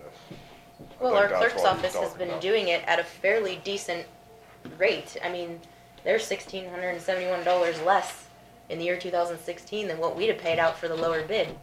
And I know you don't want that responsibility anymore, but the Well, numbers. I feel like we don't do a good enough job. I feel like we could collect a lot more revenue. Can you if get we us had the numbers of what the total billable dollar amount was versus the 74,000 we collected? Yeah, but in she doesn't 2016? know if it's accurate or not, because they don't know if they're coding it to the highest level, or putting the right modifier in. There's But a tremendous regardless- difference in what you can bill if you have the right code with the right modifier. Right, and that justification speaks volumes to choosing a per run flat fee. Because if you're saying that you can increase the revenue, you're still paying out that 7% to a company that charges by the percentage. Versus if you have that greater increased revenue because someone bills correctly and you're paying a flat fee, you get that gap money. We receive that gap money because we're not paying a percentage on it. It's I just don't sheer think we're gonna- mathematics. I don't think we're gonna make a decision today. I think we No, need some time to digest some of this information and It's You simple have math. to just go by their words and, whether or not they would try. I know the gentleman I had talked to that was the least amount that was from out of state, he told me that they bill by percentage because it forces them to make sure that they're doing their job, and they're collecting as much as they possibly can. Where if they just charged on a per run claim, that they're gonna get their money regardless. So, you know, what would give them what would entice them to try to collect the most that they can. Now, I'm not gonna say that she would not do a good job built on that base, but that kind of made sense to me. That kind of resonated with me, that is true sometimes, you know, and we bill by the hour, you know, we bill by the hour based upon however much time we spend. But have we done a good job the past couple of years? No. Have we done a good job the years before? I felt like we did, but as our revenues shrink, are we doing the best that we can do? I guess for me is the question. So I think both companies will do a good job regardless. We'll try to come up with some information. You know, we didn't have time because we were doing payroll and I just think it's a point of interest in the decision-making process to know what that gap number is, because regardless, it's all math. I mean, it's very simple math, basic, elementary. You know, we wrote off $70-some thousand last year, I think, if I remember right, in December with that resolution. And there was so much of it was uncollectibles. Of course, we try not to write them off unless they're 5-year-old claims or more. What is the time? Like, if they went back and did retroactive billing, how far back are they allowed to go? They told us they had, I think it was DeLisa's that said they had, 6 months maybe billing. I think Medicare, she had it in and that maybe one it was letter. revived. Medicaid was 90 days. I'll be honest with you, we never get any money from Medicaid because everybody's on spend down. If you can explain what spend down actually means, I have no idea, but to me that means that the state of Kansas just does not want to pay for ambulance runs. That's more or less what it means. But almost every single Medicaid patient is always put into spend down. So very rarely, and if we do, we collect $55 on a $400 ambulance run.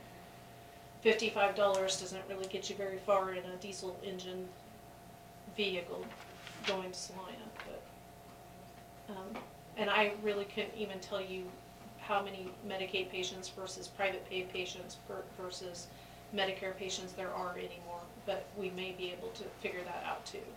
Okay. Well, This is part of, well, you heard Mitchell County request that information weekly. I mean, they stay on top of it. And this is also part of the reason why I've requested that department heads bring monthly updates to us. You know, we have no idea what you're talking about until you explain it to us, because we haven't seen these numbers come through on the table. And I'm not faulting you for that. I'm just saying that's how this commission has been operating for a long time.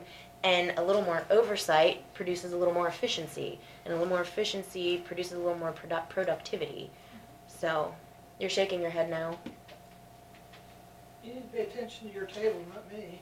Oh, well, you were shaking your head no. I'm all about interaction with community members, so if you wanted to add to it, please do. No.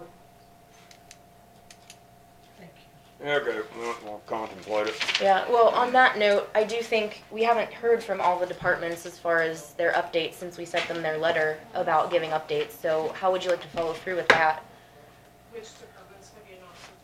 Well, we got a report from the appraisers, and they were going to bring us some additional information. LaDonna came in, and she gave us her update on what they're working on, and she was going to bring back some statistical information for us the next month. We did not get a report from the ambulance department. He came in and asked for a new truck, but we didn't get any information as far as what they've done statistically or what their update was. So that would be one that didn't come. We've gotten some regular reports, and we got our bridge list from the highway department. Who am I missing? If there are no further business coming before the board, we'll... We need to do this. Oh, we have an appointment? How would you like to address the departments that haven't given our monthly report that we requested? Would you like Dawn to send out a second letter, or? I think she can do that. Well, which departments? I mean. The ambulance department is the first one that comes to mind because we were on this conversation, and I just realized we never got a report. You don't know what I move we approve Marge Snyder to the Lincoln County Council on Aging believe she represents the Lincoln Senior Center, if I remember right. Do I have a second? I have a second. Is there any further discussion? Yes, Terry, I believe you've been to the Council on Aging meetings. I have two questions. Is it true that there were other representatives chosen by the Lincoln Senior Center to represent the Lincoln Senior Center on the Council on Aging, and they were rejected by the Council on Aging prior to this appointment? There was one that had a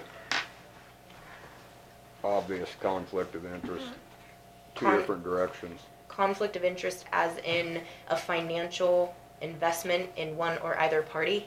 No. Did we not define earlier last year that the legal definition of a conflict of interest is if you have a personal financial investment in either party of a contract or decision? I believe Aljo Wallace, that was over the nursing home, and I believe maybe even the attorney you consulted is here. It was a personnel. About the definition of a conflict of interest. It was a personnel thing, it doesn't have anything to do with this, so. There was All those in favor say aye. Aye. Aye.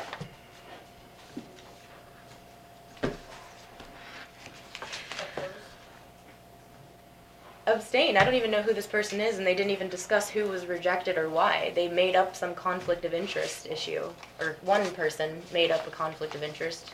I'm not sure that you can have a financial investment in the Council on Aging. If someone does, It wasn't a financial. you said conflict of interest. Well, adjourn until. A conflict of interest Ninth. is a financial investment, and if 10 o'clock. someone has a financial investment in the Council on It Aging, wasn't a that's a financial investment. Then I why are told you calling it a conflict of personnel. interest? It was a personnel thing. Of personnel. So you're saying that an employee of the Council on Aging was trying to be appointed? No. Is there not only one personnel in that group? Didn't have anything to do with the Council on Aging personnel. So then how can it be a conflict of interest?